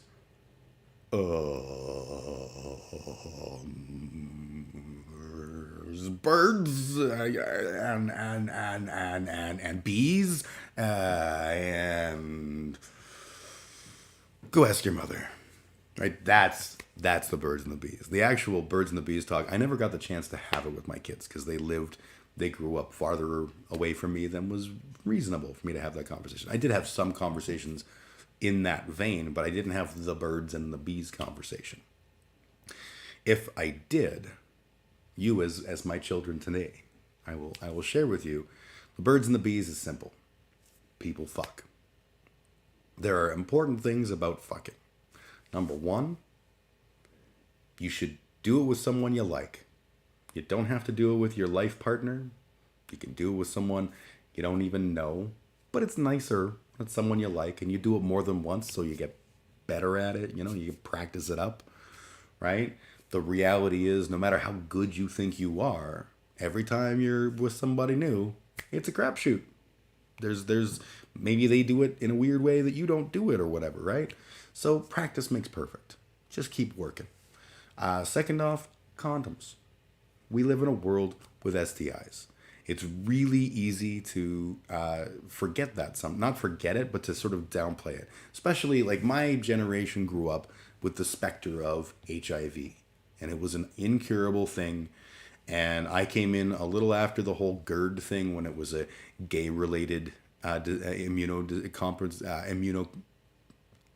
disease, whatever the fuck, you know what I'm saying? When they renamed it to human immunovirus and all that kind of jibber jabber. But we grew up with that, and we knew that condoms were a thing, so we used condoms. Because who wants to get AIDS? AIDS bad. But now we can actually, you can live a long life when you are HIV positive. I knew two people who, and I don't know who gave who AIDS, or HIV, sorry. I don't know who gave who HIV, but they were from a small town in Saskatchewan where all the teenagers were fucking each other all the time, and someone in that group got HIV and spread it to the entire group. And so I met two of these people, and I met them without knowing that they were in any way related. It was sort of two different conversations, two different moments in time. The girl I met in college, she was going through school and was getting the same degree as I was. And the way that I found out was we were approaching the end of our time at school, and I made some comment about like, are you going to go work in the States? Because there was more money to be made. A lot of people were really open to that. And she said something to the effect of like, I can't, it would absolutely destroy me. And I was like, I don't like America either. I don't want to live in Nebraska, but destroy? And then she's like, you don't know. I'm HIV positive. My cocktail that I'm on to stay healthy and alive is like $10,000 a month on the public market. It's covered by my healthcare here, but in the States it wouldn't be. And so I would not be able to afford to take that cocktail. So I can't even consider. And I was like, holy shit, that's all kinds of fucked up. And I'm the guy I met right around the same time. I went over to a friend of mine's place, and the guy came. And we were just sort of sitting in the apartment. And the guy comes in and just sort of flops on a couch and is just this void of all emotions getting sucked into one person. And I'm like, what the fuck is going on? And suddenly the guy's like, my T cells are super low, and like, I've now got full blown AIDS. It's not just HIV, and I'm gonna die, and like, this is awful. And I get that. But it was interesting to see the difference in how they viewed the disease, because the guy, apparently from the moment that he got diagnosed, he's like, well, that's it, I'm dead. And the girl was like, you know what? If I've got HIV, I'm going out fighting.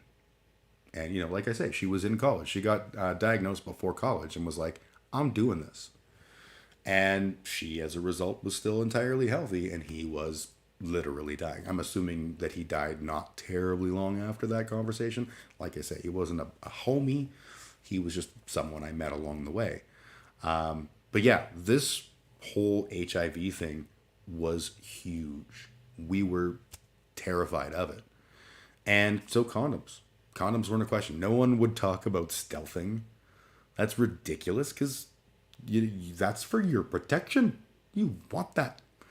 And we also learned the joys of oral sex, which we didn't know about HPV, and we didn't know that would lead to massive increase in all of the digestive tract cancers for men and women, because we were going down instead of going to town, and without wearing condoms because who sucks a dick with a condom on? Come on.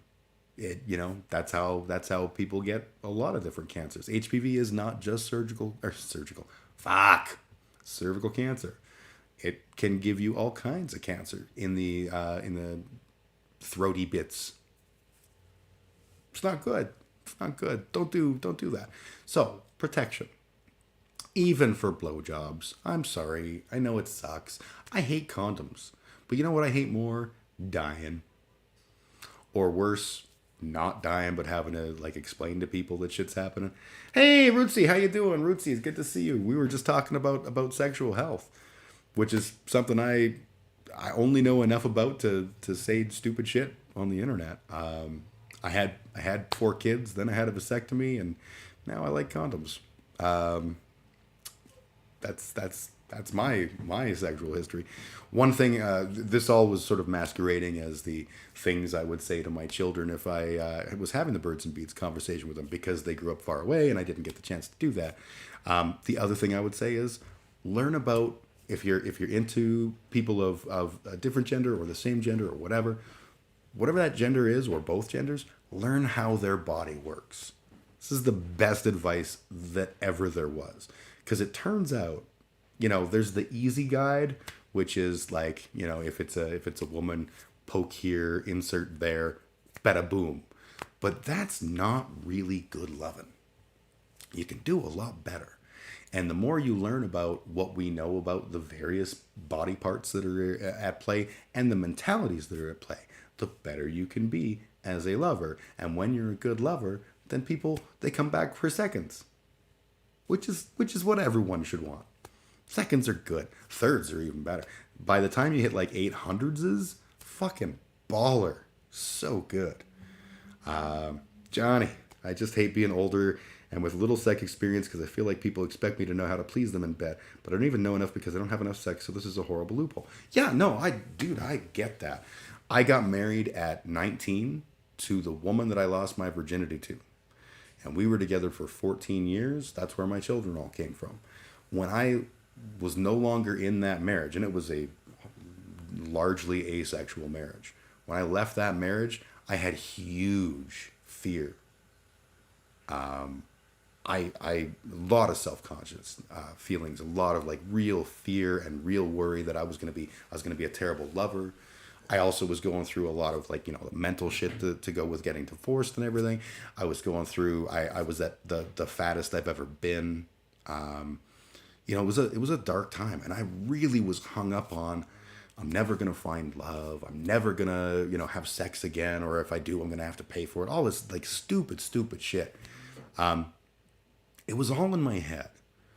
Every single piece of that. Literally, the first time that I had sex after the divorce, I literally, like, I stripped down in front of this person who's never seen me naked, and I'm standing there in my skim milk ugly glory, fat and gross, and that person looked at me and was like, come here. And I was like, oh my God, this is all in my head. I have been spinning out, and it's all in my head. And I guarantee you, I was not the best lover she'd ever had. It didn't matter. The idea, and this was a person who was not there for a long-term kindling of a romantic candle that we would stitch our universes together like a tapestry. This was a person who was like, hey, we should fuck one night. And I was like, yes, we should. And it didn't matter that I was as good as this person or not as good as that person or better than that person. None of that mattered. What mattered did, we just had some sex and it was fun. I genuinely learned a lot from that moment. And I learned a lot about the fact that no one gives a shit what's up in here. They don't really give a shit about, all this stuff that's in here. What they care about is what's up in here in the other sense. Not my hang-ups, but in the who am I kind of perspective. That's what women find attractive, seriously. All the fucking incel, volcel bullshit aside, which I don't promote any of that, but all that stuff is wrong because it all assumes that women want chads. I'm not a chad. I'm definitely not a chad. I'm a chud. But I've had lots of people who've been happy to, do stuff with me because I'm a good person, because I'm a thoughtful person, because I'm an interesting person, and not to everybody. Not everyone's going to meet me and be like, there's a fella I could bang. Some people will be like, what an ugly chud. And other people will be like, I hate his takes on being a socialist, or, all that kind of stuff. Fine. We're not meant to fuck everybody. And we shouldn't try. We should just try to have good lives and do good things. And, where sex happens, it's good. That's, but I'm a fucking Gen X man. Maybe I don't know shit about shit. If I'm wrong, tell me I'm wrong. I'm happy to hear it. Where was I see that as a positive in a way. Getting to discover what you like and don't like with your partner can be an amazing journey. Yeah, absolutely. That is a valid point. The other thing, like I said, I read a book that I highly recommend. I'm gonna bring it up on my Amazon. Oh shit. Okay. Still not having to immediately leave. This is good. What the fuck am I doing? Oh yeah, Amazon. Or Audible, sorry, which is Amazon. I grabbed this book out of literally just wanting to understand. It's if I push it, is it gonna just start reading automatically?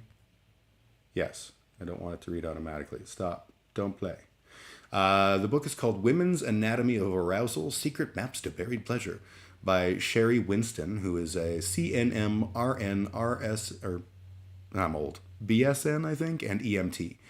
And this book was phenomenal. It talks about the like literal mechanics of women and how, where are the pleasury bits and where are the not so pleasury bits and where, how do you assess? Because not everyone's going to feel pleasure in the same way. Not everyone's going to react to touch in the same way. All that kind of stuff. And I don't know, it doesn't have to be that book. I don't know if you're into girls, boys, anything in between. But the more you learn about the group that you're interested in, the more interested and more creative and clever we can be about it, which is fucking badass. And learning all that shit and then like reading it and hearing it in my headphones and stuff, and then practicing it was like super cool. So I was coming from the perspective of I'd already done the things and knew the stuff, but there's so much more that I didn't know, and I think that's a huge win for anyone. Whether there's never a need to be a good lover. There's only a need to be a good lover for the person you're with. That would be my best advice. So yeah, this woman can confirm I'm right. I don't know what I'm right about, but I believe you. I do. I just think people are attracted to what they're attracted to, and sometimes it's unexplainable. 100% agree. I was actually having this conversation the other day about, actually it was, I mentioned earlier the person that came out to me as trans this month. they're married, and one of the people I was that was present, we were talking afterwards, and they're like, "That's so interesting to me that their partner was like, oh yeah, that's this is cool." And I thought about it, and I think it's the very, very different perspective in how people are these days. Because in my day, back when I was a boy, we were raised that there was gay, and there was straight, and then there was various perverts, right? And the idea of that was drilled into our heads. Obviously, I don't believe that. It's wrong and dumb. But I think that like the Gen Z kids and even the millennial kids today, these kids today, I think are in a different place socially, in the sense that where they're coming from, there's a much bigger emphasis put on who the person is. And I know that there's kids that are straight, and there's kids that are gay, and there's kids that are bi, and there's kids blah blah blah blah blah blah. But I think that like sapiosexual, I think, is the term for it, where we're attracted to the mind more than the body and all that stuff, which I absolutely believe is a thing, and is an example of the fact that I was talking about earlier about me being me and still being able to take my pants off in front of people. Yeah, I think that this generation is in a very different place, and yeah, I totally agree with that idea that you're attracted to what you're attracted to, and it is unexplainable. I know I've many times wondered about who I'm attracted to and why I'm attracted to them and stuff, and there's some cool, and there's sometimes where I'm like, why am I attracted to this person? This person is like not good, because I've been there. I've been there. It's not awesome. I totally missed Maruzzi. Is it Maruzzi or is it just Rootsy? Because I think they were calling you Rootsy when we did our debate panel. By the way, everyone follow Rootsy. Fantastically interesting conversation when we did the Roe versus Wade debate. And Rootsy knew a lot more than I did. So I just shut up and let people talk who knew what they were talking about. And every now and then I would just poke stuff. Anyways, you said sex, won't be having it since Roe v. Wade is getting overturned. Not taking that chance. Yeah, because that's actually what sparked all this, was me commenting on CTV's idea that, well, if you don't want to have sex, or if you don't want a baby, then don't have sex, which is a bullshit perspective, because people are going to have sex. Roe v. Wade, if I lived in the States, I'd be real hesitant to be having sex too, because like literally there's no protection now. And, people can argue all they want about like, oh yeah, you can always go get an abortion in another state or whatever. It's going to be at the state's level or whatever. First off, we all know poverty is a thing. And sometimes you can't afford to just go to a whole new state to have a medical procedure. Also, things like the bounty hunter aspects of like the Texas law for abortions? That's like, if you suspect someone has been guilty of abortinating, you just get to sue the shit out of them, and like that kind of stuff.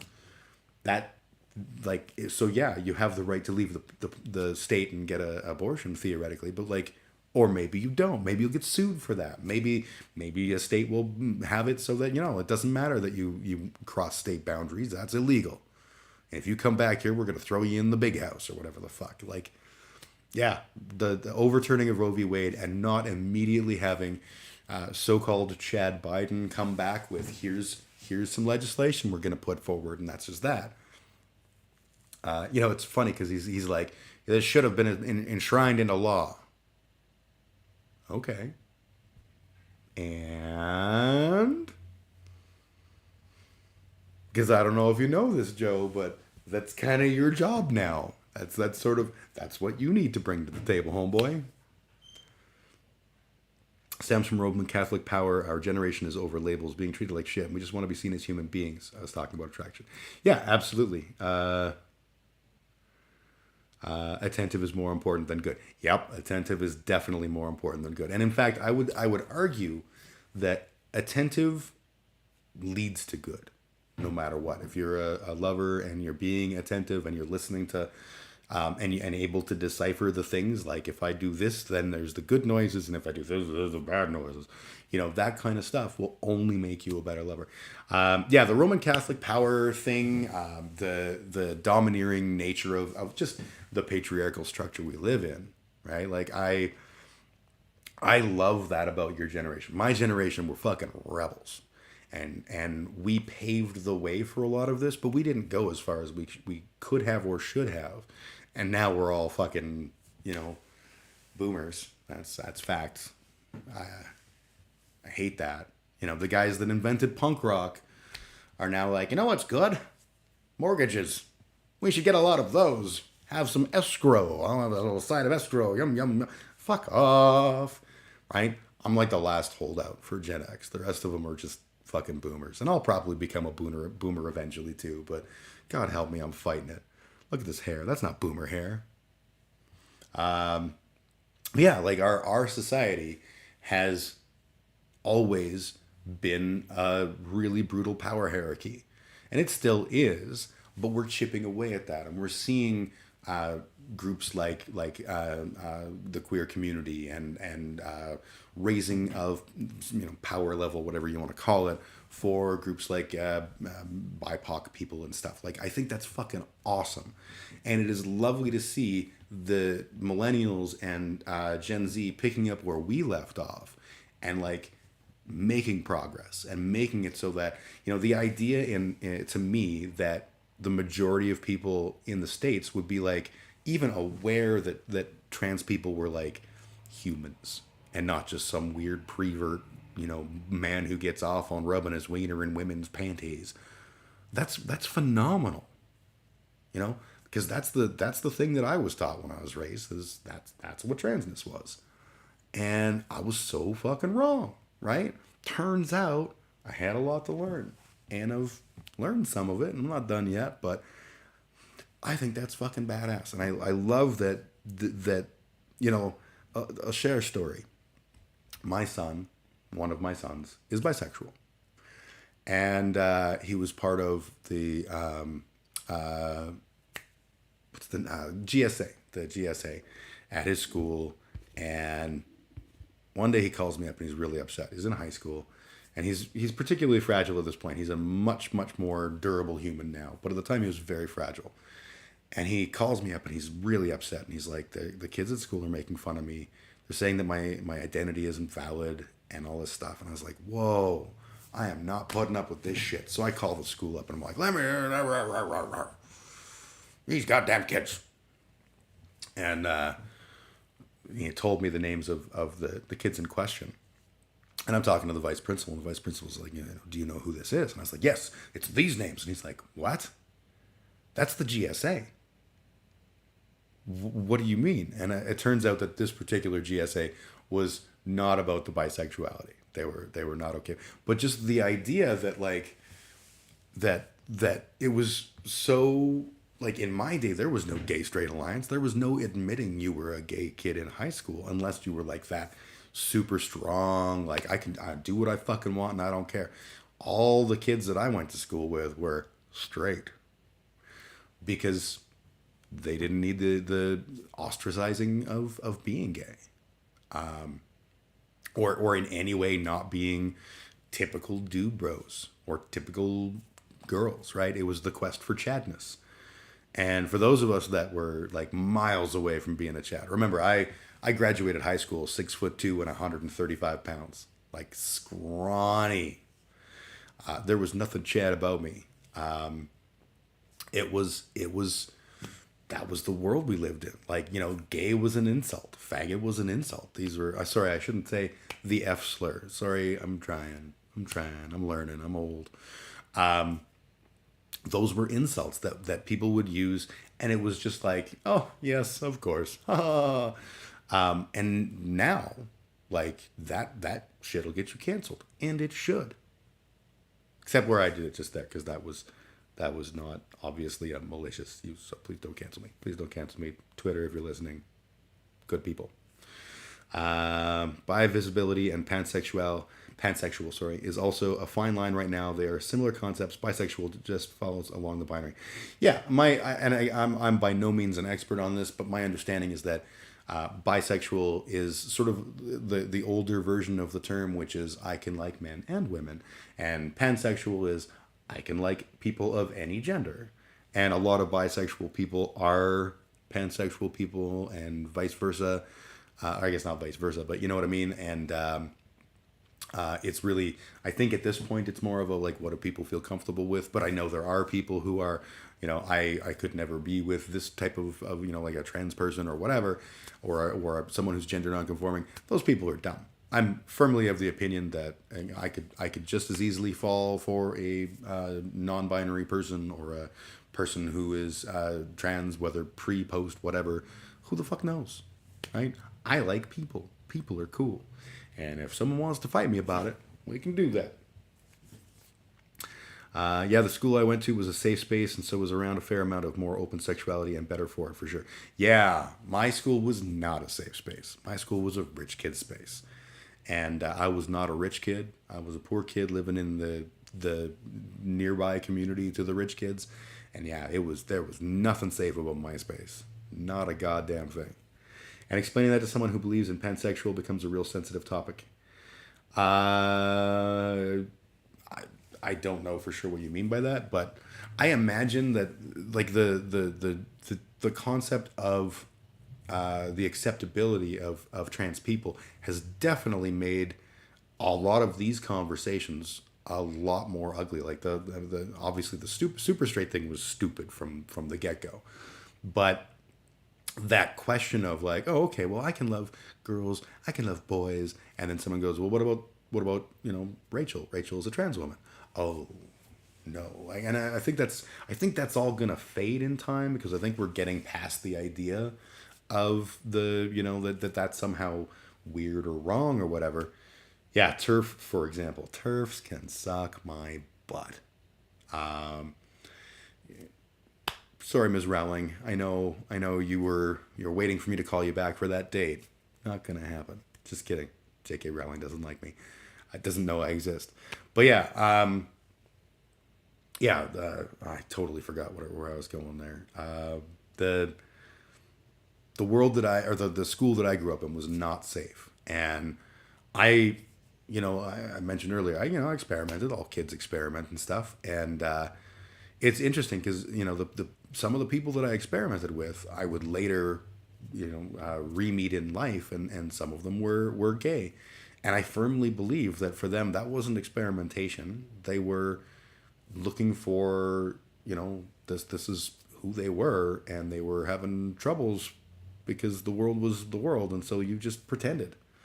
I'm glad that's not how things need to be now. I know that's not true the world over. I know that there's plenty of people who are gonna be awful about it and shit, but I'm glad we're making progress. That's all. Bisexuality has always been accepted.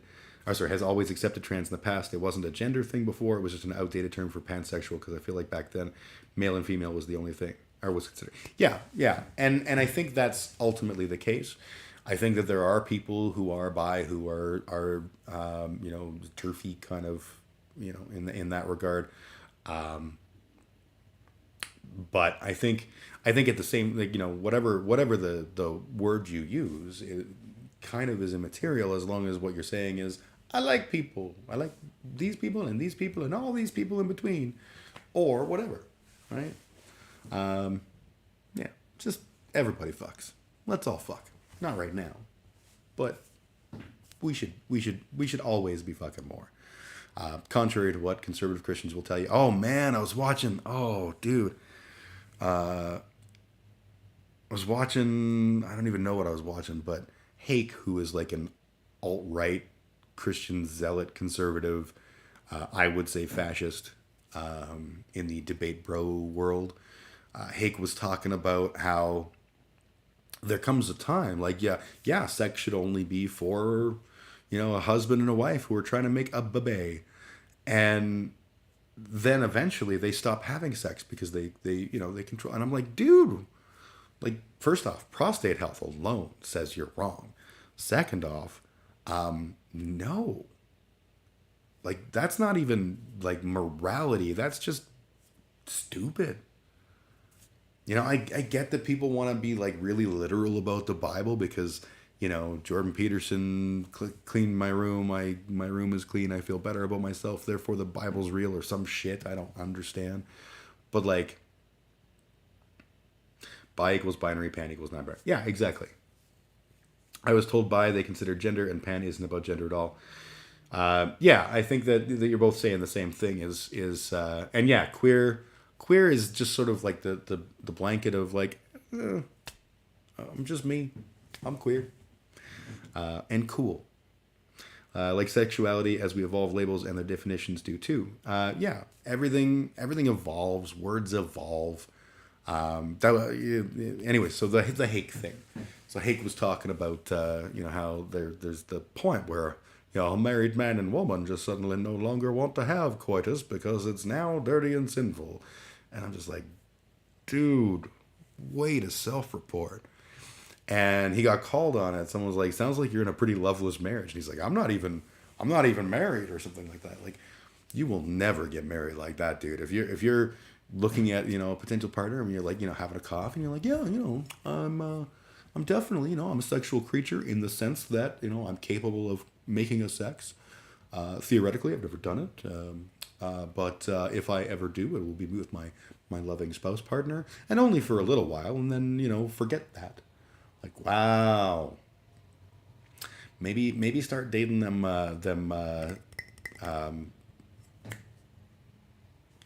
Westboro Baptist peoples, because that's what you're sounding like.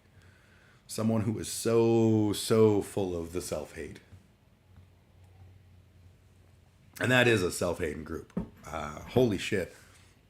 I had the opportunity to see Nate Phelps talk once. Nate Phelps is the son of Fred Phelps.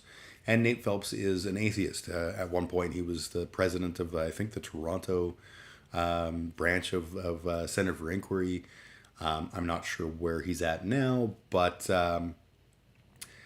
he was speaking at the local university, and he was telling the story of growing up in the Westboro Baptist Church and how he left the church. And it was like genuinely mind-blowing to hear this story and to understand in a better light what that life was and all that kind of stuff. Like, it was really fascinating shit. Essentially, the Westboro Baptist Church is a Calvinist group, and they, the things that they're, we all know them for being outside of soldiers' funerals and like God hates America, God hates fags, all that kind of the shit that they're known for. That's in the Bible. I know it's like that's a thing that no one likes to talk about, or they like to go, no, it's not. Yeah, it is. And that's a problem with the Bible. That's why the Bible is a really lousy yardstick for morality, right? And everyone's like, oh, that's the Old Testament. In the New Testament, God turns a town queer to punish them in Romans. And that's not the words of Jesus. That's a letter of Paul or whatever. Like, fuck, fine. Cherry pick all you want. That Bible is a terrible book full of really antiquated, really ugly thoughts. And if that is how morality works, that it's cool to hate gay people and to own slaves and to, how to properly own your slave, maybe it's not a good book. Maybe it's not a good basis for morality. Or instead, we can look at morality from the perspective of being a social animal and saying, okay, well, the things that are what we would consider like the commandments or whatever, at least the good ones, are in keeping with being a social animal. Don't fuck around. Don't kill people. Don't rip people off, because we live in a society. And the rules and social mores of that society will be different, by and large. But for the most part, they're kind of the same. We're a social animal. We create laws that promote the society.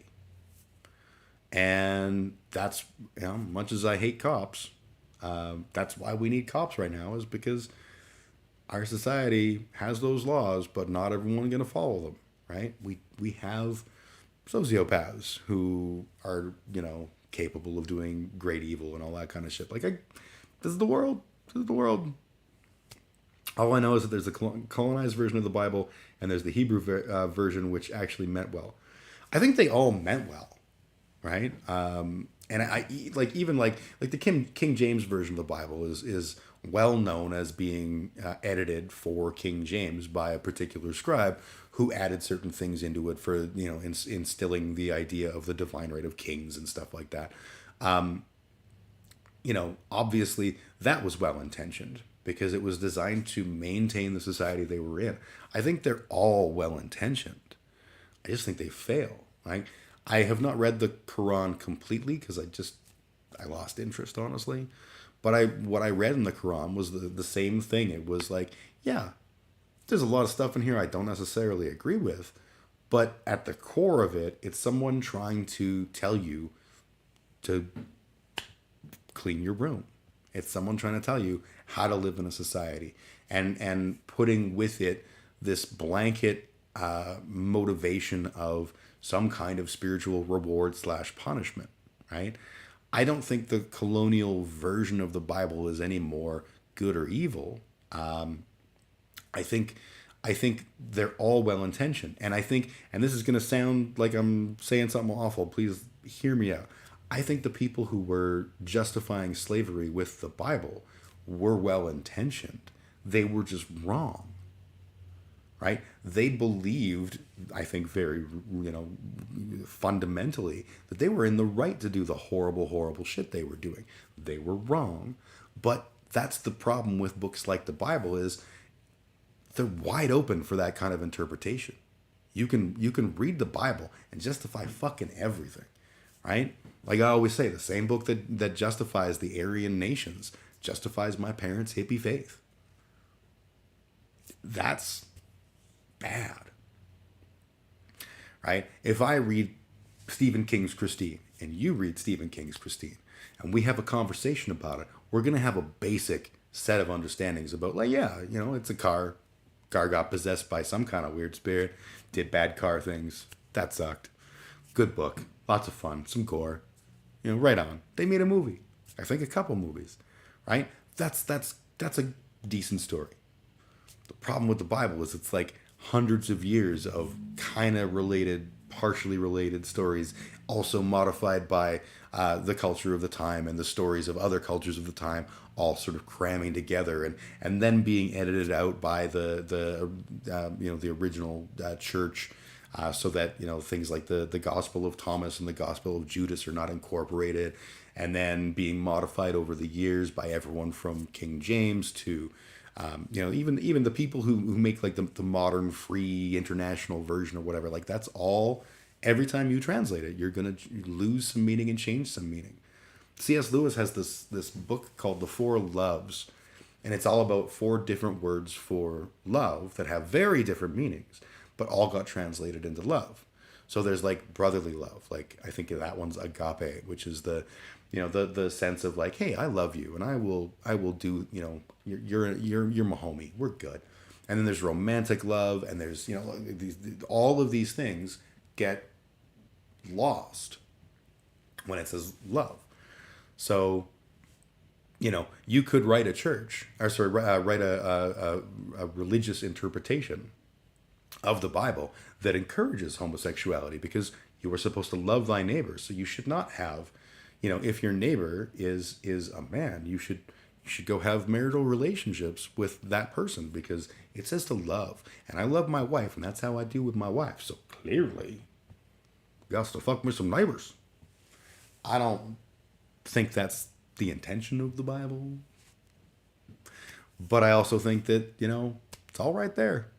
It's all so open to interpretation. Man, I babbled a lot about weird shit there. I literally was just like, that thing CTV said, and then all of a sudden I'm condemning the Bible, which, fuck the Bible, but, I get it. All right, I'm going to have another pause. As promised, I'm going to switch to the Muzak version of Run to You by Bryan Adams. You will not love it. You will, in fact, want to stab your eyes out. But that's because, A, it's not complete, and B, it's lovely. Like, the vocals are flute. And I'll put the thing on my face.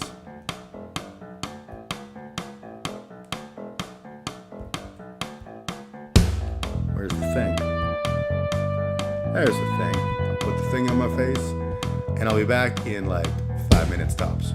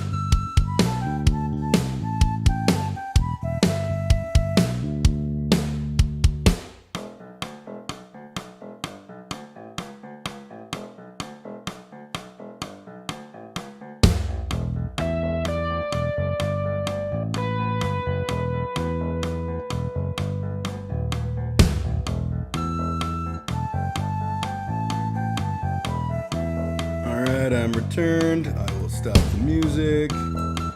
How was that? Did that define cool? 100%. All of a sudden, everyone knows what cool is now. Cause I love making music. Oh, music.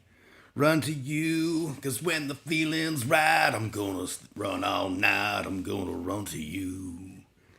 Man, I am of the age where Bryan Adams was cool when I was coming into my youth. Run to You was huge. Corey Hart, Bryan Adams. Oh, and I got to see Corey Hart and April Wine. I never saw Bryan Adams live. But I wanted to. Oh, how I wanted to. Now, not so much. It's funny when you think back to like the music you listened to when you were young. In my formative years, I listened to whatever was on the radio because that's what you do. And then time marched on, and you like that song a bit, yeah, or a lot. Yeah, it says lot. Sorry, Old Eyes. I love that song. I think it's a great song, and I remember in high school, my buddy Troy got a huge love on for the Bryan Adams song from Robin Hood. What was that song now? Corey Hart still rules. It's true. Corey Hart will always. I met him. True story. What was that Bryan Adams song? Everything I do it for you. And he had this idea that song was our brotherhood, our hermanoship, whatever you want to call it. And he really liked the idea of us singing that song. So we made shitty video recordings of ourselves singing a duet, and I would sing harmony. And then we had our last mixed chorus concert of the year, and he insisted that we sang that song, and it was fucking terrible. And I never liked the song. I liked singing it with my buddy because, cool. But he was way more into it than I was. That's all I'm saying. Never was big on Bryan Adams. But yeah, I listened to all the shitty radio music. And then when I was in, I think, grade 9, Midnight Oil, Beds Are Burning came out. And I was like, whoa, this is angry music, but good, but it's got meaning. Weird. And then I got super into that. And, then my high school was the Nirvana years, and I was not a big Nirvana fan. And it was because everyone was a big Nirvana fan. I was always a contrarian. And the punks I knew, I dismissed because they were idiots. So I didn't really listen to punk rock. And I got into angry gangster rap. I was the only white kid in Canada that liked gangster rap. The Ice-T, Ice Cube, NWA, Public Enemy, that timeline of rap music. And all my friends hated me because they'd be like, let me put on some Tragically Hip. I'm like, okay, but after.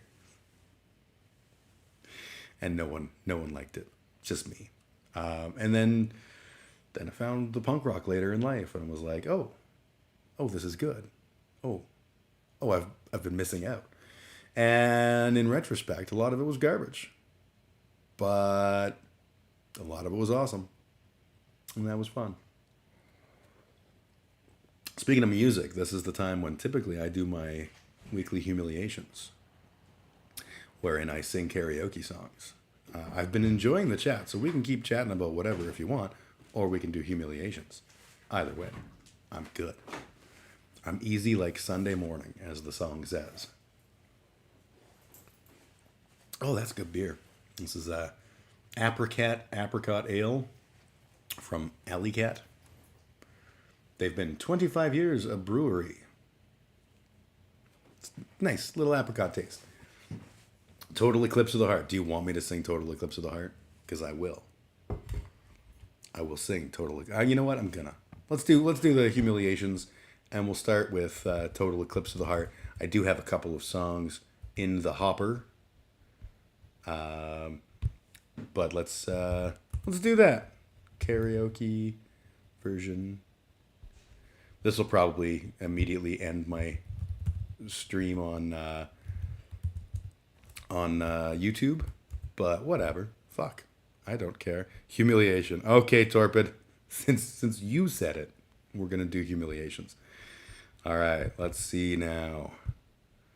What are you doing? Go away. There we go. And okay, Bonnie Tyler.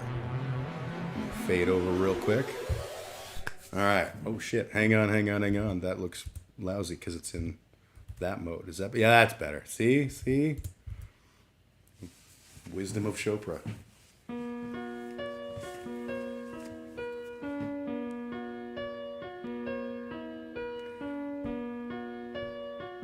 Every now and then I get a little bit lonely and you're never coming round. Every now and then I get a little bit tired of listening to the sound of my tears. Every now and then I get a little bit nervous, that's the best of all the years have gone by. Every now and then I get a little bit terrified and then I see the look in your eyes. Every now and then I fall apart. Every now and then I fall apart. Oh, that's the different part. And then a little bit restless and I dream of something wild. Every now and then I get a little bit helpless and I'm lying like a child in your arms. Every now and then I get a little bit angry and I know I've gotta get out and cry. Every now and then I get a little bit terrified, but then I see that look in your eyes. Every now and then I fall apart.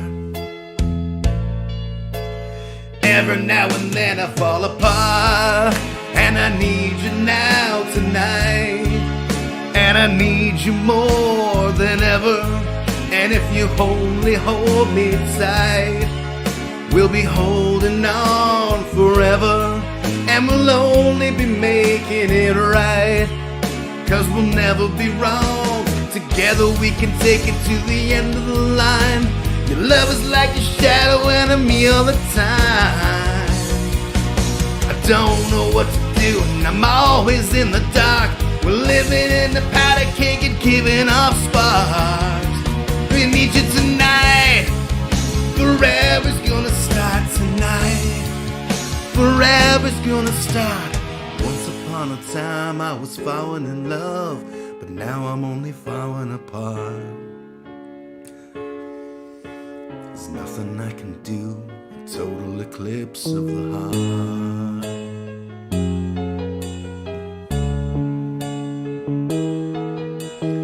Once upon a time there was light in my life, now there's only love in the dark. Nothing I can say, a total eclipse of the heart.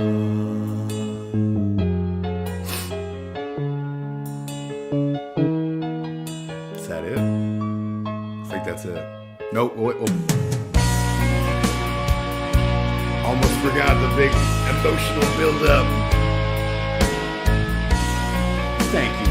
All of you guys are rad.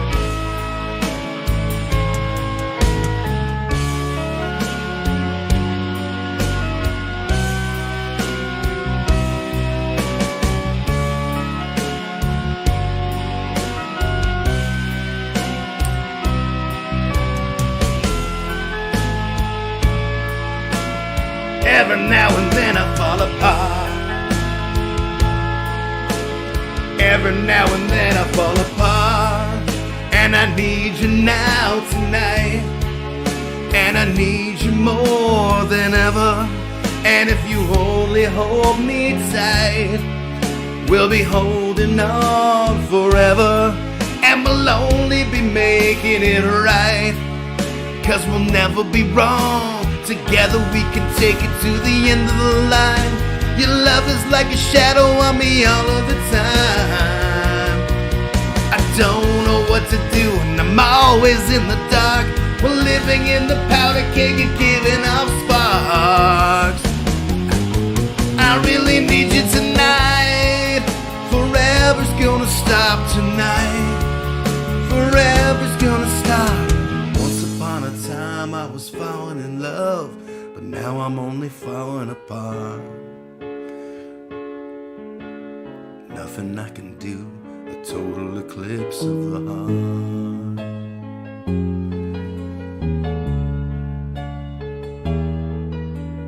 Once upon a time there was light in my life, but now there's only love in the dark. I can say a total eclipse of the heart. I thought there was more of a pause there. Total eclipse of the heart.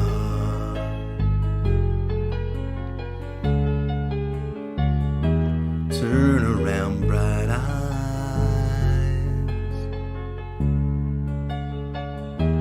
Turn around, bright eyes. Turn around. That's a beautiful choice. What a good choice that was. All right, now I'm gonna do 2 songs, cause these popped into my head as things that I wanted to do, so we'll do them. When the Levee Breaks, Zeppelin. Is that in? No, that's in normal mode. Okay, my screen just sucks. This song is like long as shit, isn't it? 7.5 minutes. We might not do the whole thing.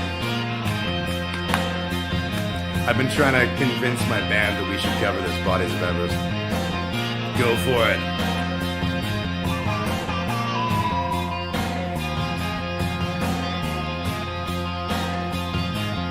Well, all right.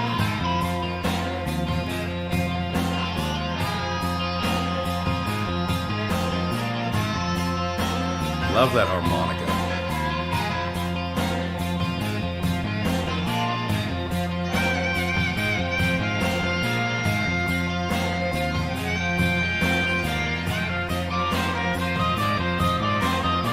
Like doing stuff.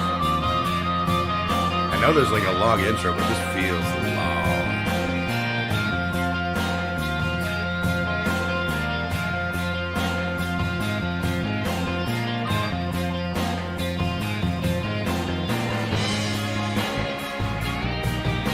Imagine being the singer of Zeppelin and just like stoned out of your tree while this happens all around you and just being like, yeah, I don't understand what's happening. Life is good. If it keeps on raining, levee's gonna break. If it keeps on raining, levee's gonna break. When the levee breaks, I'll have no place to stay.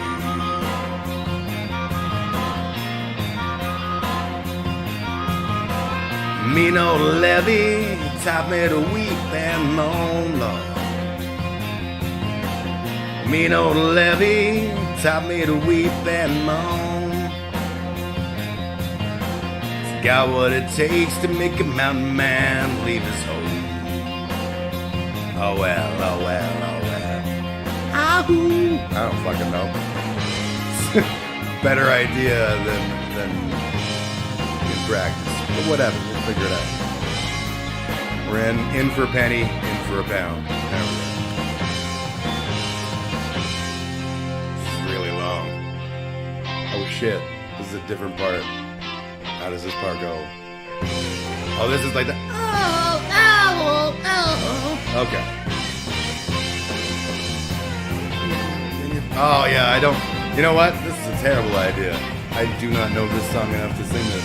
So we're gonna stop. We're just gonna stop. We're gonna switch to the next song, which is classic. My droopy-eyed Madonna. A triple fire alarm. All the other rogues and darlings get sent to the farm. Oh, that's too high. Need to deceive you, 'cause I feel no pain. Maybe I should let you come on and eat my brain. Yeah, yeah. There's a knot to perception, so see it it as you will. Can you adjust my reception? Just give me the latest pill. I don't need to deceive you, 'cause I feel no pain. Maybe I should let you come on and eat my brain. Yeah, yeah.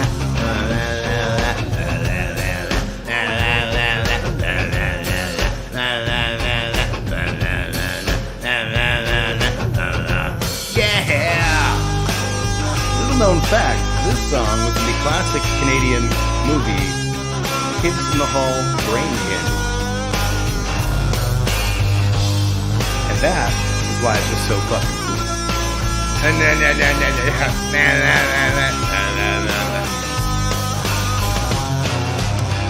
I know you tried to forget me, but today is Remembrance Day. So if you're willing to, then let me. It's time to make your play. Yeah, I don't need to deceive you, 'cause I feel no pain. Maybe I should let you come on and eat my brain. Yeah, yeah.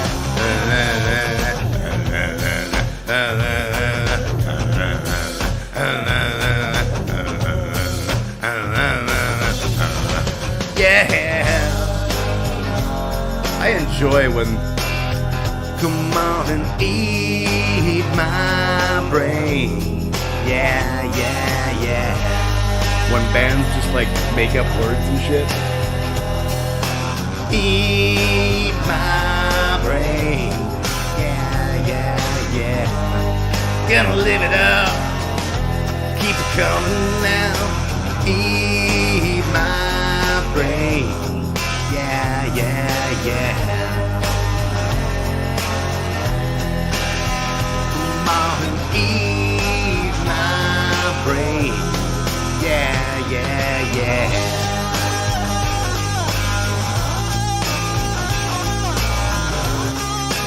What did they say? Put a little ketchup on it? I thought that was the case. Maybe I'm wrong.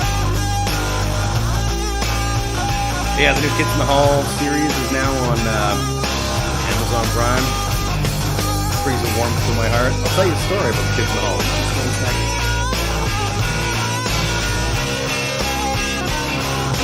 I have no idea if this is more local. This is like 90s Canadian, or early 2000s Canadian rock. Or something, I don't know.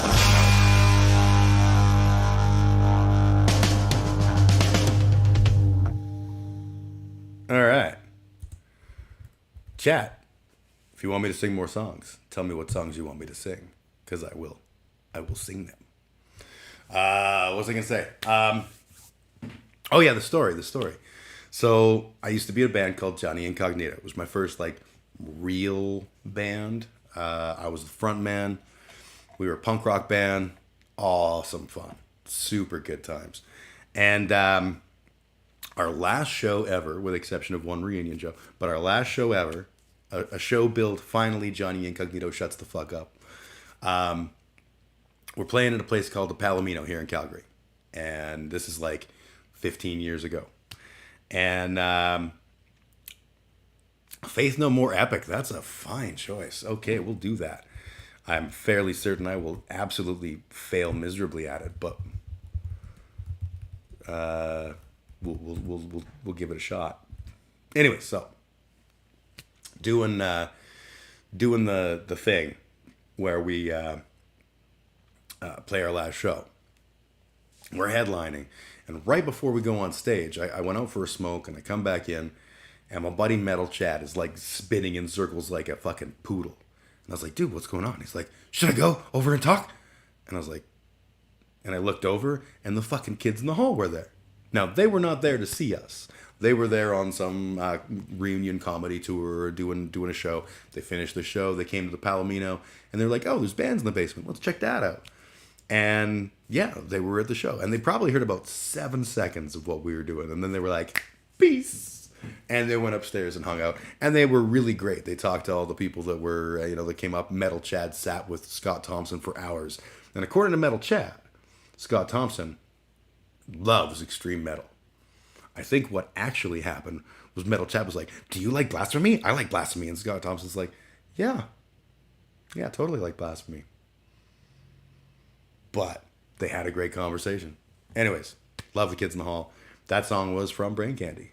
So, yeah. All right, let's do a little Faith No More epic. If I can push buttons properly. And then switch the view so you can see it also.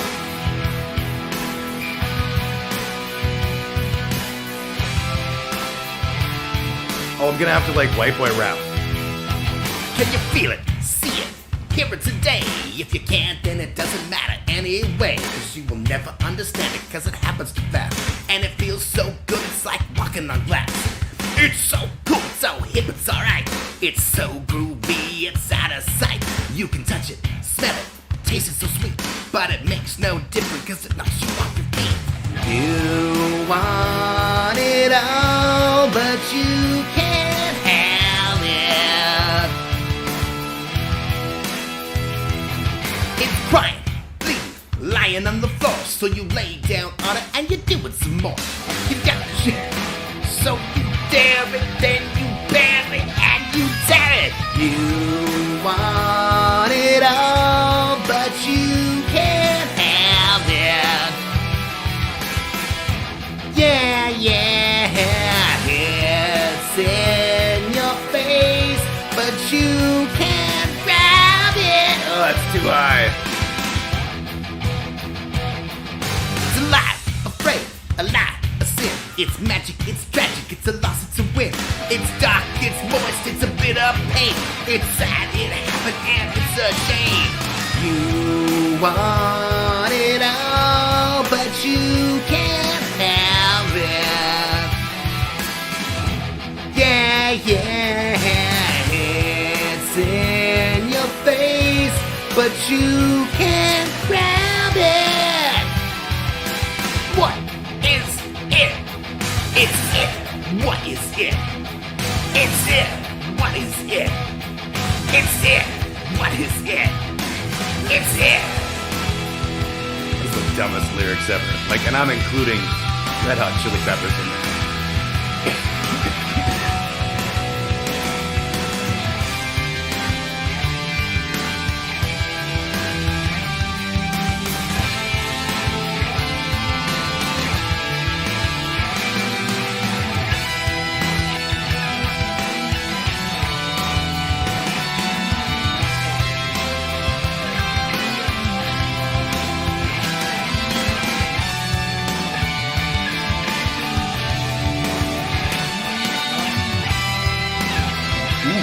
Had an idea. What is it? It's it. What is it? It's it. What is it? It's it. What is it? You want it all, but you can't have it. Yeah, it's in your face, but you can't grab it. Yeah, the original Jim Martin. Not only that, but he actually goes by Big Ugly Jim, apparently. It's it. What is it? It's it. What is it? What is it? It's it. What is it? It's it. What is it? It's it. What is it? It's it. What is it?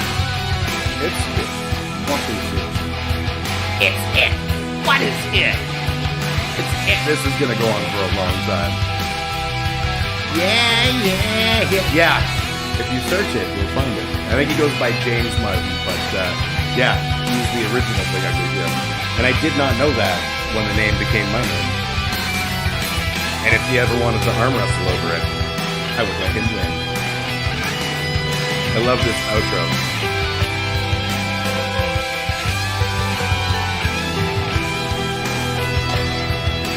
The minor 7th chord.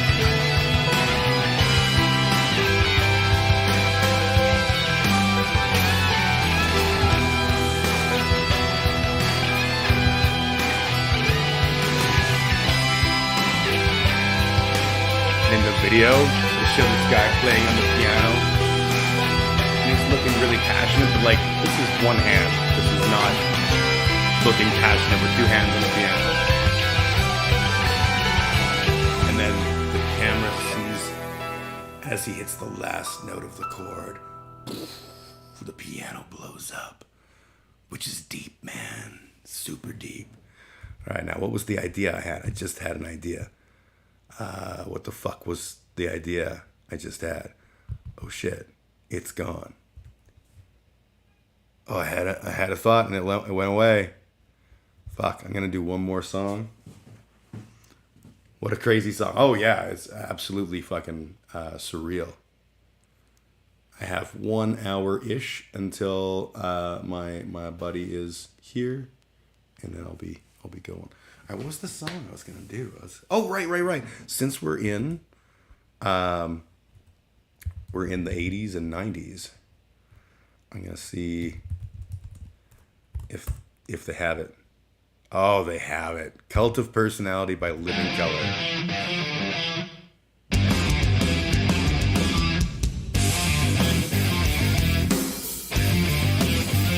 Let's see if I can do this song justice. Did not nail Epic. Or When the Levee Breaks. Look in my eyes, what do you see? The cult of personality. I know your anger, I know your dreams. I've been everything you wanna be.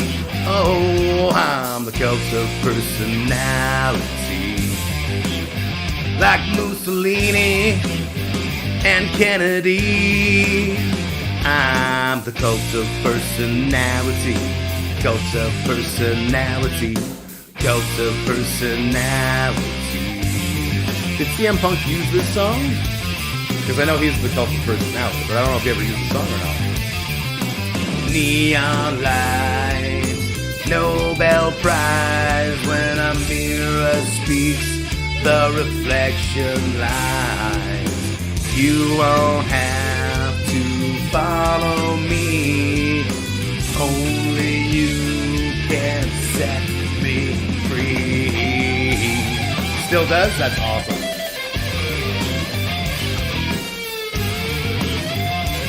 Where's he wrestling these days? I sell the things you need to be. I'm the smiling face on your TV. Oh, I'm the cult of personality. I should have known, A&W. I exploit you, still you love me. I tell you 1 and 1 makes 3. Oh, I'm the cult of personality. Oh, that's longer. Like Joseph Stalin and Gandhi. Oh, I'm the cult of personality. The cult of personality. The cult of personality.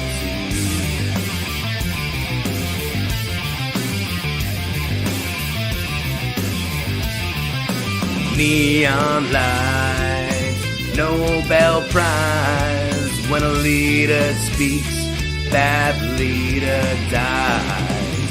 You won't have to follow me.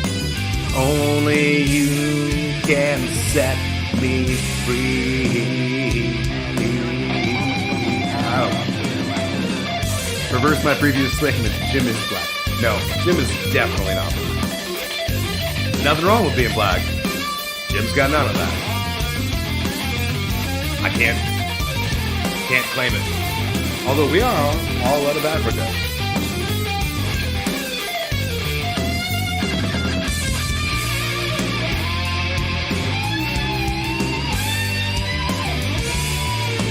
guitar though, like, holy sick.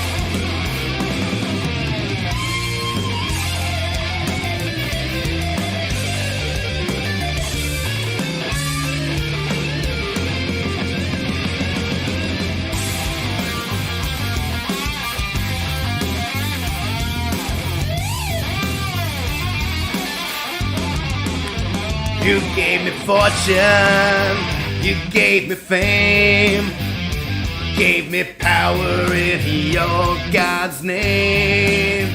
I'm every person you need to be. Oh, I'm the cult of, I'm the cult of, I'm the cult of, I'm the cult of. Oh no, this is the sonality. I'm the cult of, I'm the cult of, I'm the cult of, I am the cult of, I'm the cult of, I'm the cult of, I'm the cult of, I'm the cult of personality. Not what your country can do for you.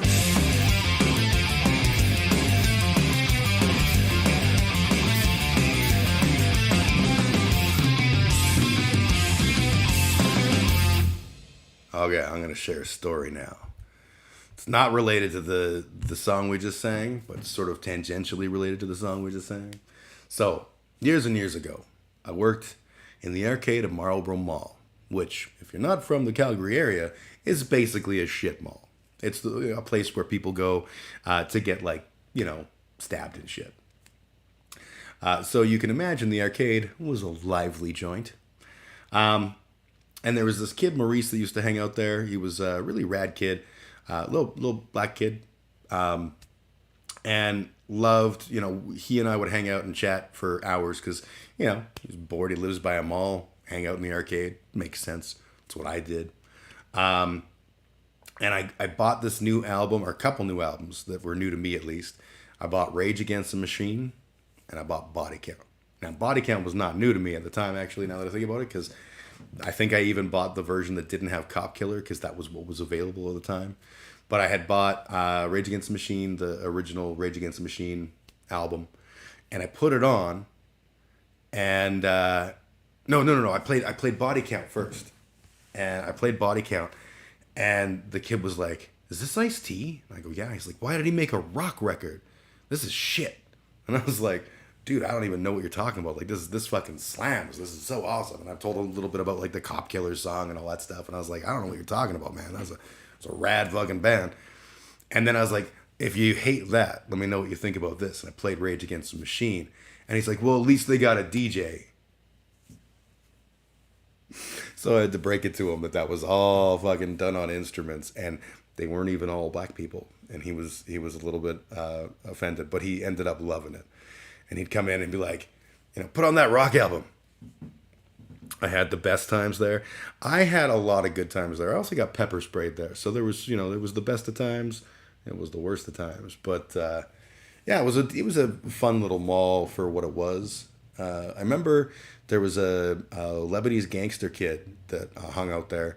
And his name is well, he went by Belial, but it's Belial. And I remember saying to him something about, like, you know that's like Jewish for Satan. And he was like, my name's not Jewish. I was like, well, I'm not saying your name's Jewish. I don't fucking know a goddamn thing about it. But that is, like, and he's like, no, I mean, bullshit. And he was getting really upset that I had said that.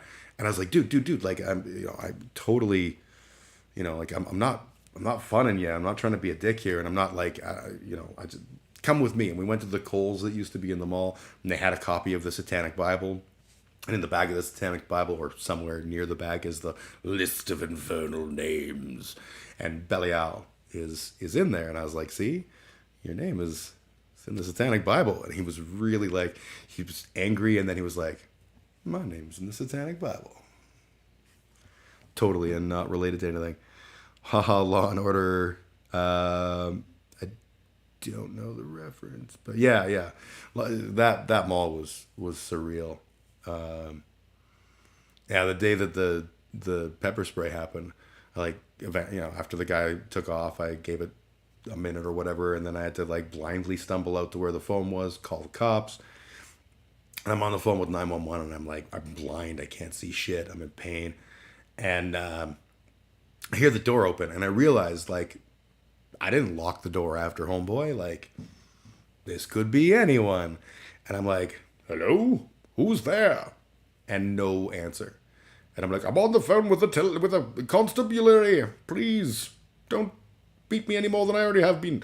And the cop waited till he was, like, in front of me to, like, put a hand on my shoulder and be like, it's okay, we're the police. And I'm like, dude. It's a good story, though. Oh, yeah. It was a shithole for sure, but it was walking distance and options were limited. Yeah, and that's the thing, right? I mean, like, wherever you grow up, that's where you are, you know, whatever mall is nearby, you're going to hang out with. Or hang out at. I grew up in near Market Mall, not in Market Mall. I grew up near Market Mall, and so I hung out there a lot. And Northland Mall, which was, like, also a reasonable distance from my place. And I hung out there just because you're a fucking kid. What are you going to do? You know, across the street from my house was a playground. We used to play tag and shit, but eventually, like, that gets old. So you do other shit, but eventually you're like, I don't know, let's go hang out in the mall. We'll walk around and look at stuff, and maybe we'll pick up ladies, which we were never successful at. All right, I got the text. I got to start getting ready to do the whole moving my friend's vehicle to a whole different town, and that vehicle does not move, so we're doing stuff. Yeah, June 3rd, Bodies of Everest will be at Cafe Klatch, which will be fucking rad, along with our fantastic homies in Walk Alone and Hunter and the Kill, who are rad as hell. Then the 18th will be in Medicine Hat for Alternative Waves with a giant festival of people. Belvedere's headlining, which is fucking rad. And then what else I got? Potentially that show on the 25th. And then this Wednesday. Yeah, this Wednesday. If you're in Calgary and want to come down to Broken City, we're doing Rockin' for Dollars with Dr. James Reddy, my ska band. So either way, thanks for hanging out. I had a good time this week. I always have a good time, but I appreciate all you guys joining in, the chat being active, and all that kind of stuff. So everyone have a fantastic week, and come to Lethbridge. Yeah, man, I absolutely, I need to get in touch with the Slice and just figure out a day to go down, because I love Lethbridge. Playing Lethbridge is always fun. Anyways, that's it. In the meantime and in between time, that's it for another edition of Big Ugly Jim Yammering.